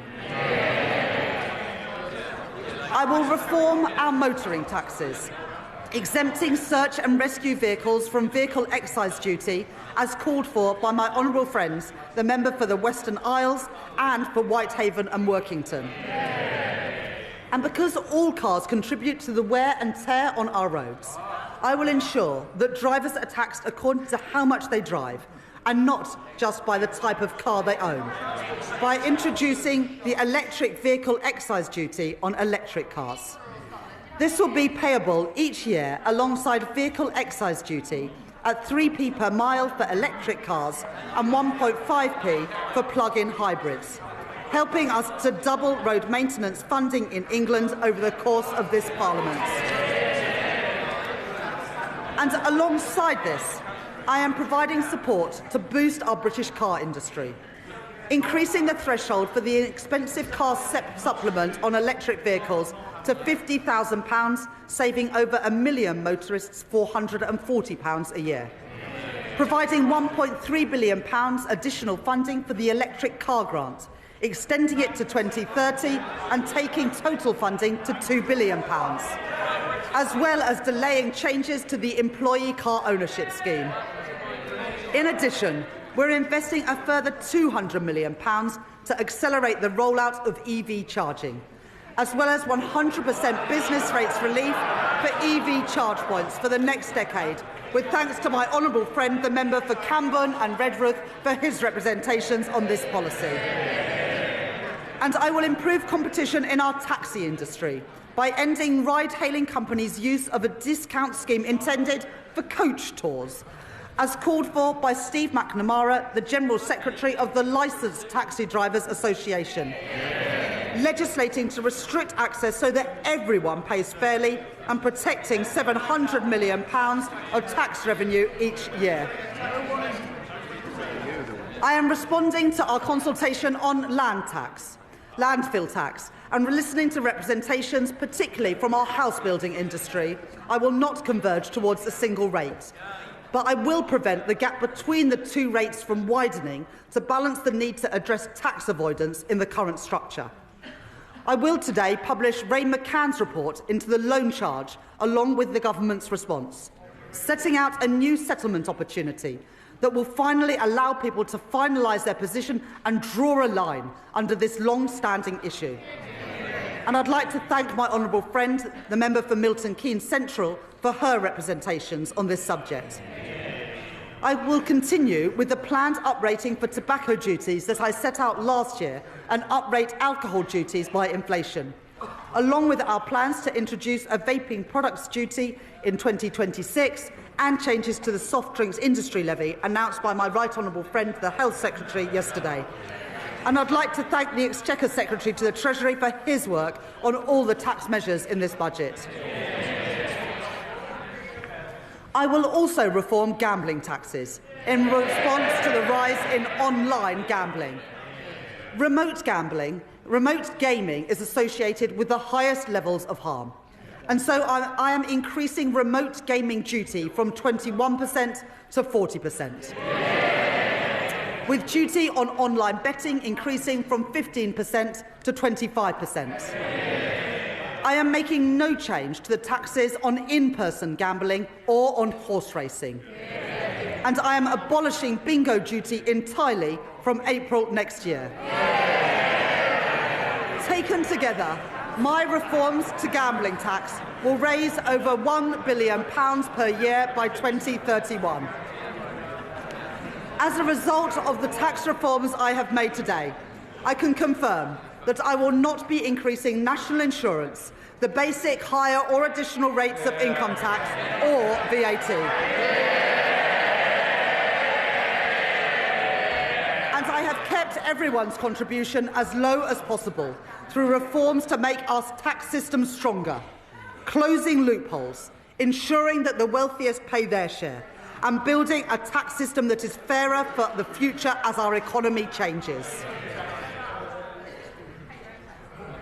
On the day I became Chancellor, I said that I would judge my time in office a success if I knew that ordinary children from working-class backgrounds were living more fulfilling lives.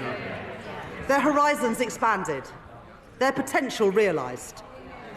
I joined the Labour Party, I came into politics, because I believe that every child has equal worth and deserves an equal chance to achieve their promise.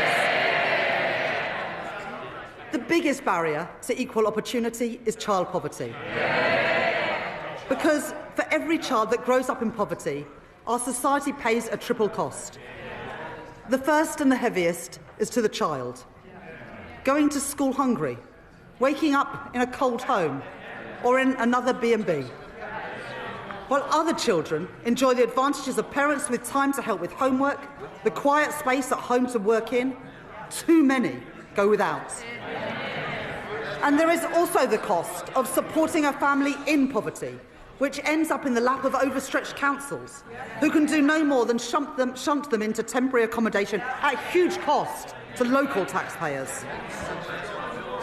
Then there is the future cost, to our economy and to our society, of wasted talent and a welfare system that bears the cost of failure for decades to come.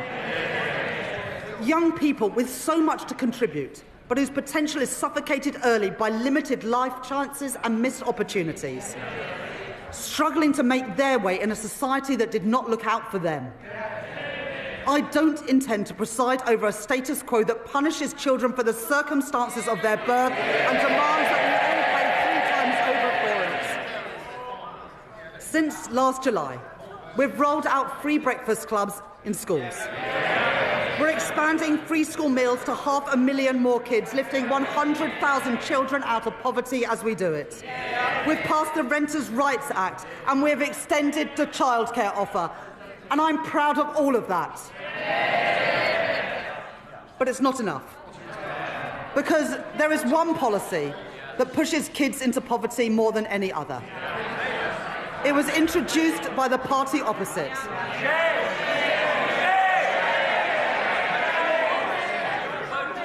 They said it would save money and that it would bring about behavioural change, disincentivising poorer families from having more children. Well, even on its own terms, it failed. The welfare bill has continued to rise, and there's been no difference in the size of families. But what it has done is to push hundreds of thousands of children into poverty since it was introduced. They said they were punishing parents' choices, but it's the kids who have paid the price. They've paid the price for the policies of a party which opted for cynical gimmicks over real savings in our welfare system.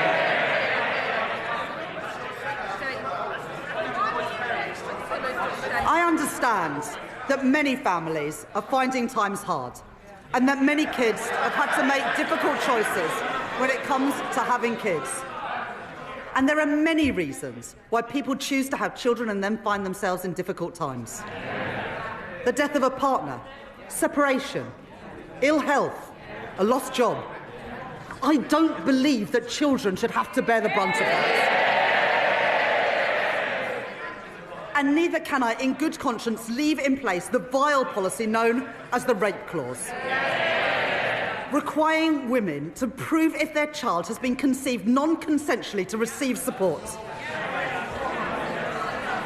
I'm proud to be Britain's first female Chancellor of the Exchequer. I take the responsibilities that come with that seriously. I will not tolerate the grotesque indignity of women of the rape clause any longer.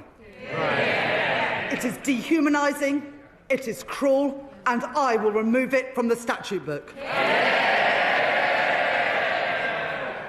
And so because I am tackling fraud and error in our welfare system, because I am cracking down on tax avoidance, because I am reforming gambling taxation, I can announce today, fully costed and fully funded, the removal of the 2-child limit in full from April.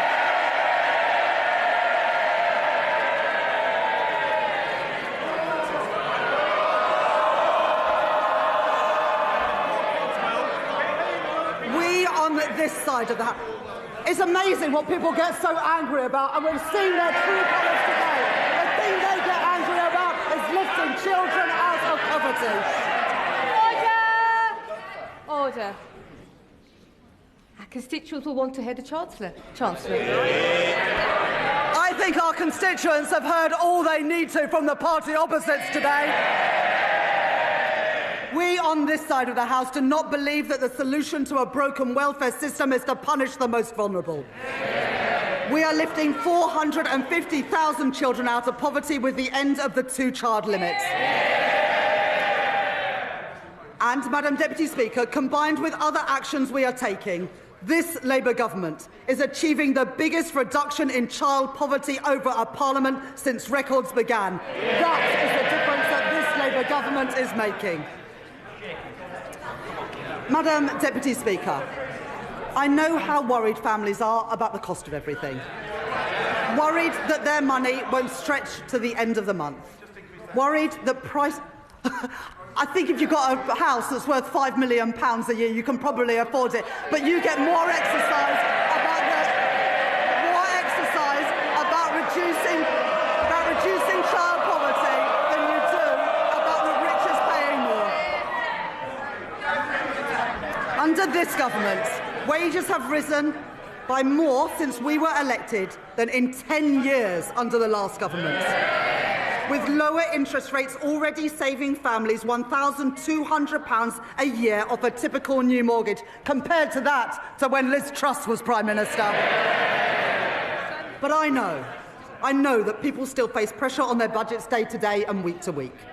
And where there is more to do, where we can provide relief, we are doing it. Extending the bus fare cap, cracking down on rip-off price hikes, freezing prescription charges and freezing rail fares for the first time in 30 years.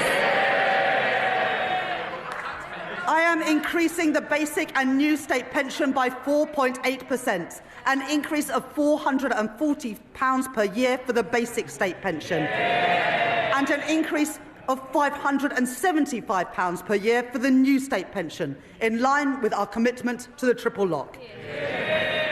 At the election, we promised a genuine living wage, and we are delivering it. At the budget last year, I increased the national minimum wage and the national living wage, and I am doing the same this year too. Accepting the recommendations of the Low Pay Commission in full, and increasing the minimum wage for 18 to 20-year-olds from £10 to £10.85 an hour, and increasing the living wage from £12.21 to £12.71 an hour.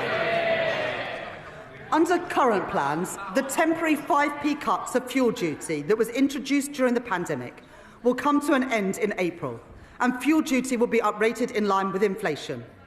But I know that the cost of travelling to and from work is still too expensive. And so I am extending the 5p cut until September 2026. And because I know that changes in wholesale prices are not always passed on to motorists, I am bringing in new rules to mandate petrol forecourts to share real-time price rises through a new fuel finder, empowering drivers to find the cheapest fuel, calling out rip-offs and strengthening competition, saving the average household £40 a year.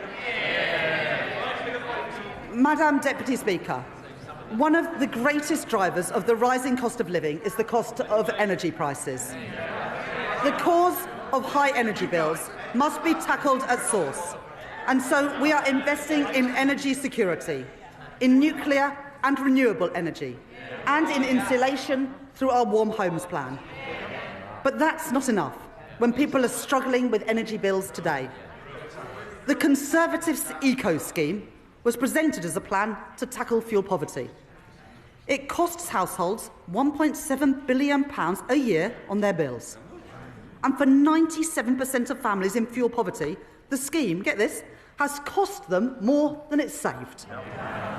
It is a failed scheme, and so I am scrapping it, along with taking other legacy costs off bills. And as a result, I can tell you today that for every family, we are keeping our promise to get energy bills down and cut the cost of living.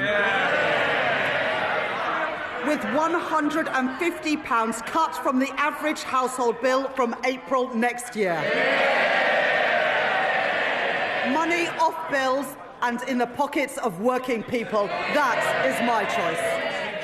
Not to neglect Britain's energy security like the Tories did. Not to leave working families to bear the brunt of high prices like the Tories did, but to get energy costs down now and in the future. That is the Labour choice. And, Madam Deputy Speaker, one more thing. Because of our action on bills and on prices, as a direct result of this budget, the Office for Budget Responsibility confirmed today that inflation is coming down faster and will be a full 0.4 percentage points lower next year. That's the benefit of a Labour government cutting the cost of living. Madam Deputy Speaker, this Labour government is changing our country. In the face of challenges on our productivity, I will grow our economy through stability, investment and reform. I've met my fiscal rules and built our economic resilience for the future. I have asked everyone to contribute, yes, for the security of our country and the brightness of its future. But I have kept that contribution as low as possible by reforming our tax system, making it fairer and stronger for the future. I have protected our NHS, maintaining public investment and driving efficiency in government spending. I've taken action on our broken welfare system, rooting out waste and lifting children out of poverty. And I have cut the cost of living, with money off bills and prices frozen, all while keeping every single one of our manifesto commitments. Those are my choices. Order. Mr. Rankin, Miss Morton, your voice carries right across the chamber. Right across the chamber. Try and take a breath every so often. Chancellor. Those are my choices. Not austerity, not reckless borrowing, but cutting the debt, cutting waiting lists and cutting the cost of living.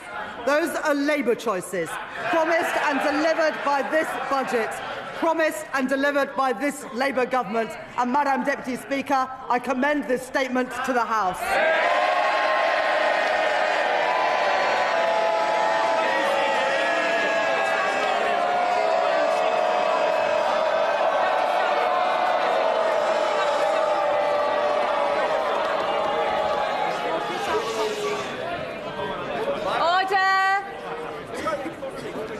Under Standing Order number 51, the first motion entitled Provisional Collection of Taxes must be decided without debate.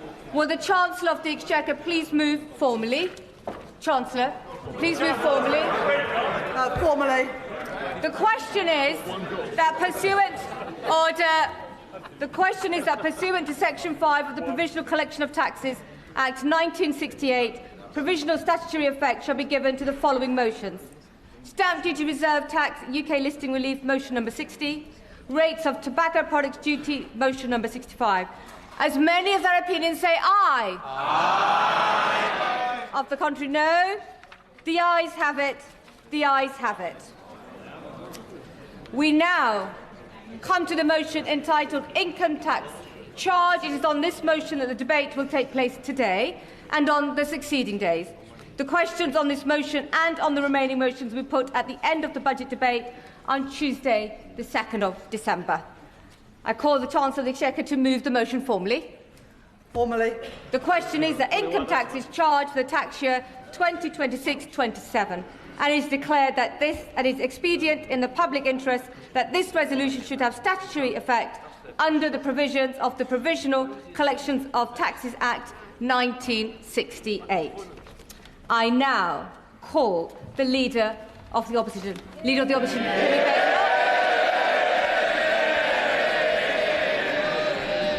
Thank you, Madam Deputy Speaker. And may I congratulate the Right Honourable Lady on delivering her second budget. I hope she enjoyed it, because it really should be her last. What a total humiliation. A total humiliation. Can colleagues who are exiting the chamber do so swiftly, so we can focus on the Leader of the Opposition? Swiftly exit, quietly. Right. Leader of the Opposition. It's a total humiliation, Madam Deputy Speaker. Last year, she put up taxes by £40 billion, the biggest tax raid in British history. She promised that she wouldn't be back for more. She swore it was a one-off. She told everyone that from now on, it would be stability and she would pay for everything with growth. Today, she has broken every single one of those promises. If she had any decency, she would resign. At the last budget, she said she was proud to be the country's first ever female Chancellor. After this budget, she will go down as the country's worst ever Chancellor.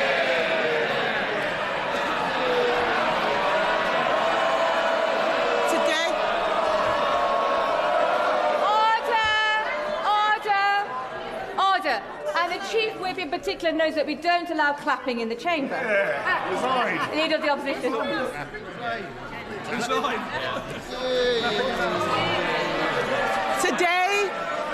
Today she has announced a new tax rate of £26 billion.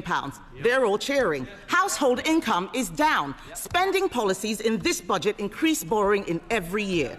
That smorgasbord of misery we just heard from her can be summed up in one sentence. Labour are hiking taxes to pay for welfare. This is a budget for Benefit Street, Madam Deputy Speaker, paid for by working people. This budget increases benefits for 560,000 families by an average of £5,000. They are hiking taxes on workers, pensioners and savers to pay for handouts to keep their backbenchers quiet. These are the same, yes, they can chanter all they like. These are the same backbenchers, Madam Deputy Speaker, who cheered last year when she taxed jobs and left more than 100,000 people without an income. They cheered because they didn't understand the consequences of what they were doing, and they still don't. Madam Deputy Speaker, it's not been an easy time for the Chancellor. No one liked seeing her sitting on those benches as it dawned on her that her own backbenchers were going to do to her political career what she's done to our economy. But she could have chosen today to bring down welfare spending and get more people into work. Instead, she has chosen to put up tax after tax after tax, taxes on workers, taxes on savers, taxes on pensioners, taxes on investors, taxes on homes, holidays, cars, I think even milkshakes, taxes on anyone doing the right thing. She and this government have lost what little credibility they had left, and no one will ever trust her again. What's amazing, Madam Deputy Speaker, is that she has the nerve to come to this House and claim this is all someone else's fault. A laundry list of excuses. Yes.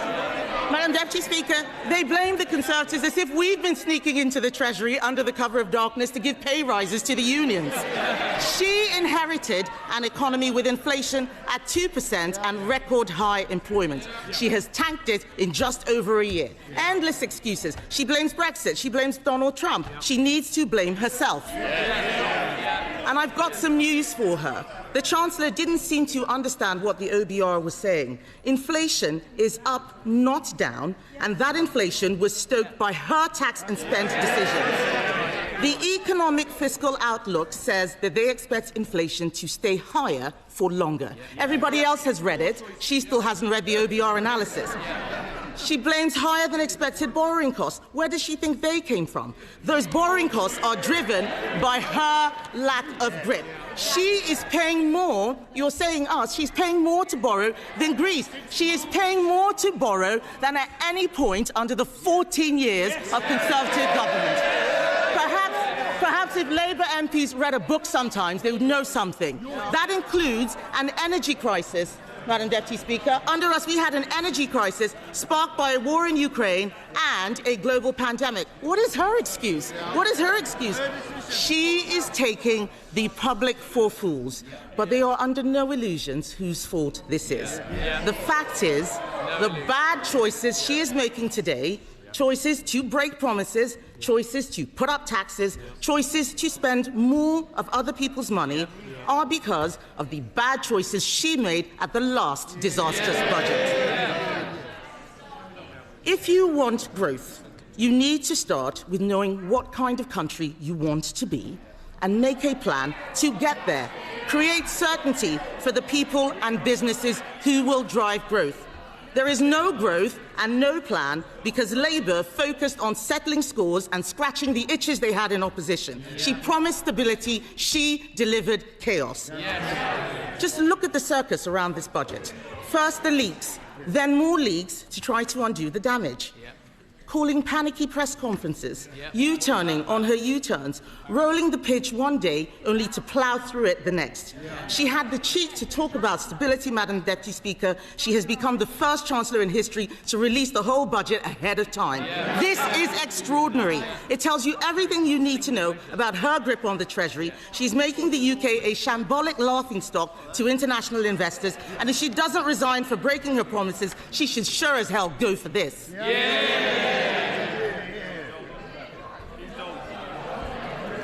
But, Madam Deputy Speaker, what have we got for all this chaos and disorder? There are 1 million more people claiming universal credit than there were at the time of the last budget. Government spending, up. Welfare spending, up. Universal credit claimants, up. Unemployment, up. Debt interest, up. Inflation, up. And what about the things that you want to go up? What about the things you want to go up? Growth, down. Investment, down. Business confidence, down. The credibility of the Chancellor, and not just down, through the floor. These figures are shocking. Does she really think that anyone will be confused by the sleight of her hand that she had in her speech? Her speech today was an exercise in self-delusion. Today, she had an opportunity to apologise and show some humility. Instead, we've been fed puff pieces in the Times and the FT showing a woman wallowing in self-pity, whining about mansplaining and misogyny. Madam Deputy Speaker, let me explain to the Chancellor. Woman... Order. Colleagues need to simmer down, most definitely, and just breathe a little and allow the Leader of the Opposition to be heard. Leader of the Opposition. All we've had is wallowing in self-pity and whining about misogyny and mansplaining. So, Madam Deputy Speaker, let me explain to the Chancellor, woman to woman. People out there aren't complaining because she's female. They're complaining because she is utterly incompetent.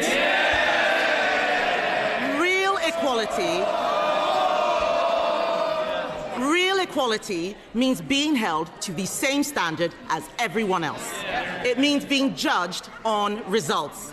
Take her bright idea, the Office for Value for Money. It's been closed down because it didn't save a penny. In fact, it cost the taxpayer £1.6 million. You couldn't make this stuff up. Madam Deputy Speaker, I've identified a way to save taxpayers huge amounts of money by sacking just one person, the woman sitting opposite. The ex-chief economist of the Bank of England was not mansplaining. He wasn't mansplaining when he said the uncertainty around today's budget is the single biggest reason growth has flatlined. What did the Chancellor think would happen when she went on breakfast telly to do an emergency public service announcement? I interrupt your Cheerios to bring you this frightening message about income tax. And then, unbelievably, she changed her mind 3 days later. No wonder people are in despair. She says she wants people to respect her. Order. Conservative colleagues are drowning out the Leader of the Opposition speech, so just be mindful nobody will be able to hear her at home. Leader of the Opposition.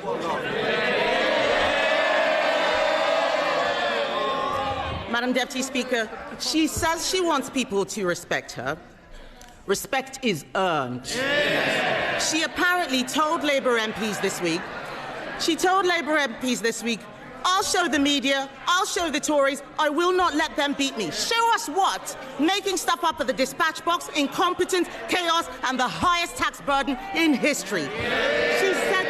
She said to them, Madam Deputy Speaker, I'll be there on Wednesday, I'll be there next year, and I'll be back the year after that. God help us. She is spineless, shameless, and completely aimless. Talk to any business.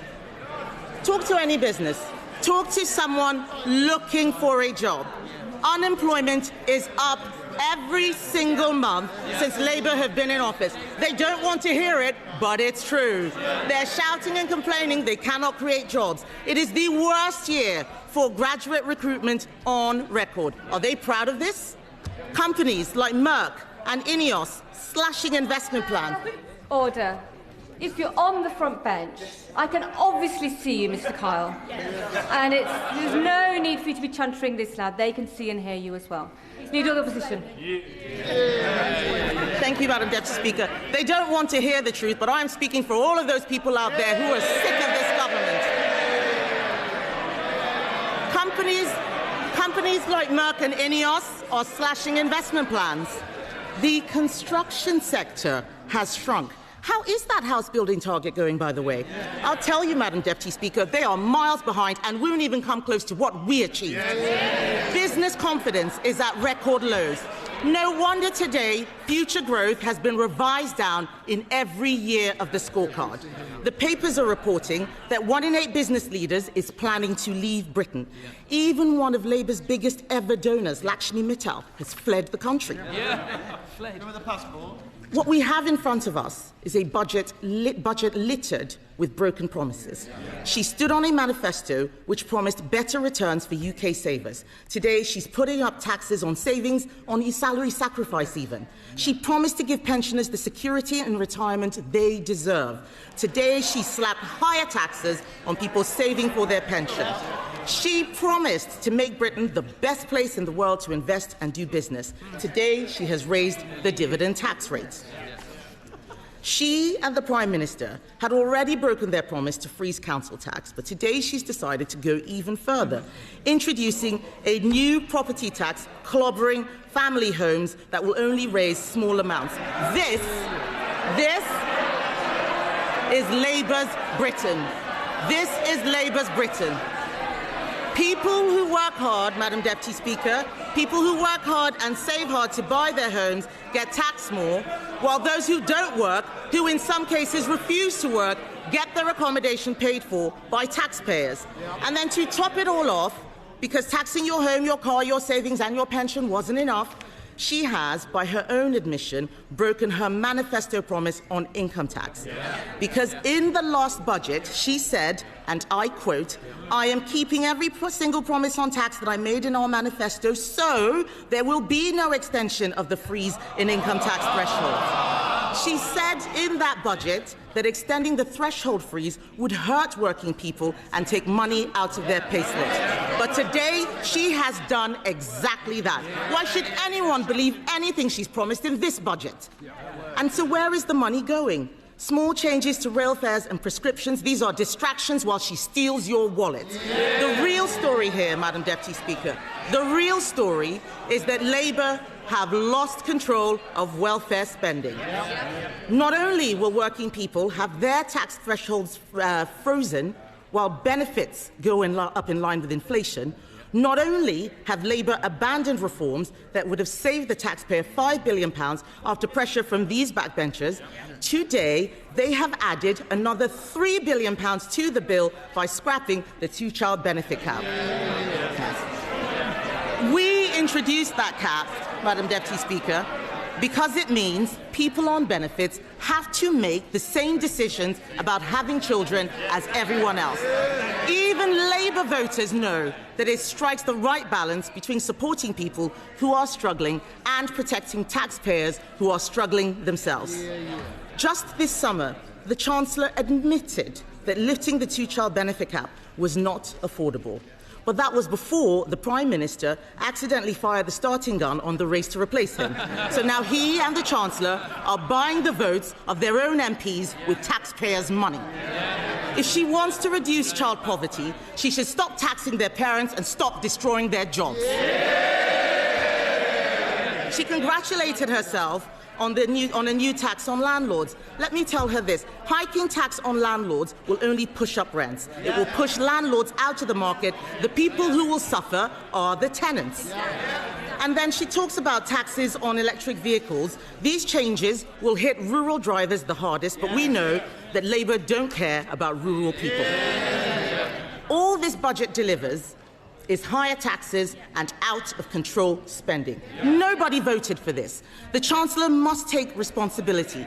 She chose to impose the jobs tax, driving unemployment higher month after month. She chose to abandon welfare reform, meaning the benefits bill is spiralling. She chose to spend more and more money she didn't have, leaving taxpayers to foot the bill. She is out of money, out of ideas, out of her depth, and she has run out of road. The country simply cannot afford a Chancellor who can't keep her own promises. Her position is untenable, and she knows it. She's talking to the Chancellor. Is he mansplaining to you, by the way? Is he mansplaining? Do you want some help? Would you like some help?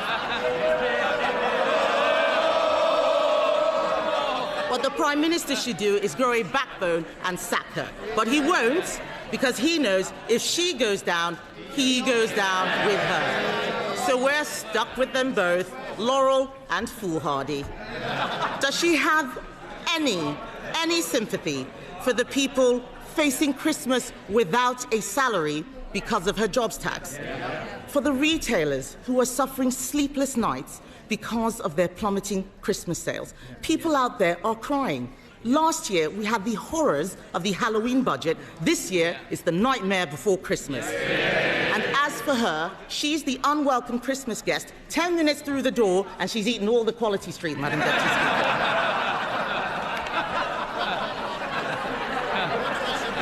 But let me tell the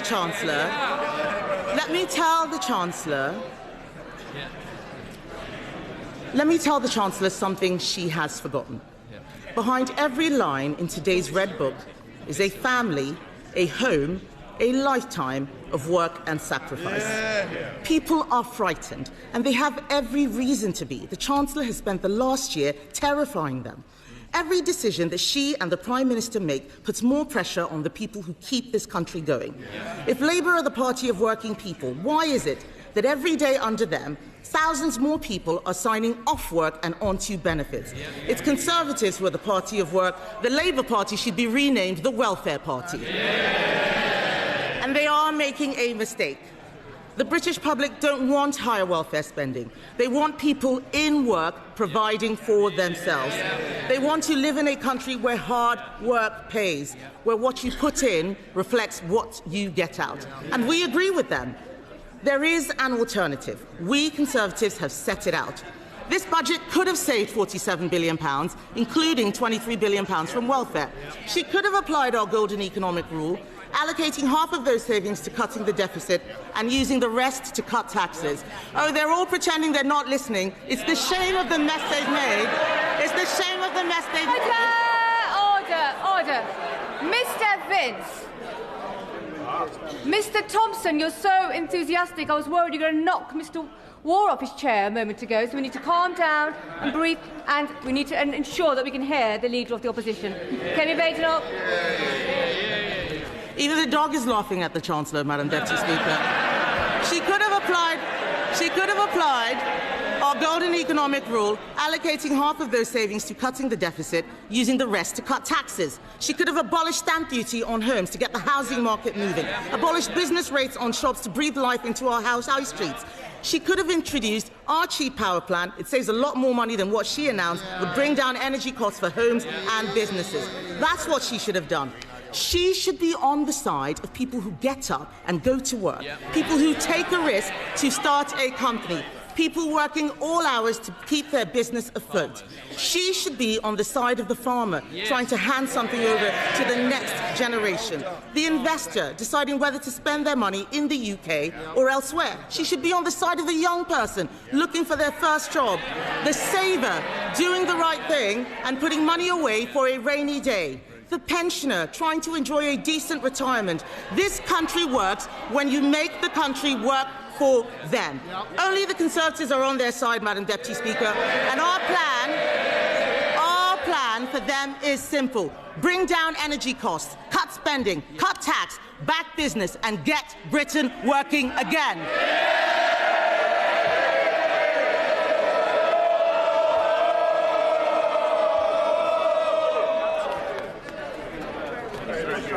Colleagues are exiting. Can they do so quietly and quickly before we come to our first backbench contribution? Quietly and quickly. Other colleagues who are trying to catch my eye should return to their seats. I have noticed them bobbing. And we come to the chair of the Select Committee. We come to Dame Meg Hillier. Thank you, Madam Deputy Speaker. Madam Deputy Speaker, it seems like some ways a very long time since 2022. Remember that, where we had a Prime Minister and a Chancellor who put this country in hock to the bond markets, made mortgages rise and put the British public through living hell. What a contrast with my right honourable friend today, who has put money into the NHS, is backing investment in our country, supporting start-ups and supporting the British public in a difficult cost of living crisis caused by the party opposite. And while I want to go into what the Chancellor said today, I cannot let go without making some comments about the Right Honourable Member for Essex, the Leader of the Opposition. Who was shambolic, Madam Deputy Speaker? Them. Under them, mortgages went up. And we saw children entering in poverty in greater numbers. So who is the party that created child poverty? Them, not us. And who is the party that has consistently talked down this country since the election, being negative on every stage and downgrading people's confidence in our country? Who is the party of 0 hours contracts? The party opposite. And who is the party that failed consistently to invest in our schools? Okay, right. Sorry to interrupt it there. I think we've all seen and heard enough. Thank you very much, everyone, for joining and watching. I'll get a shortened version uploaded shortly. And, yeah. Don't forget to keep an eye out on the channel. Be out and about over the weekend. Much appreciated, everyone, for watching. And thank you very much. Catch you all soon. Take care.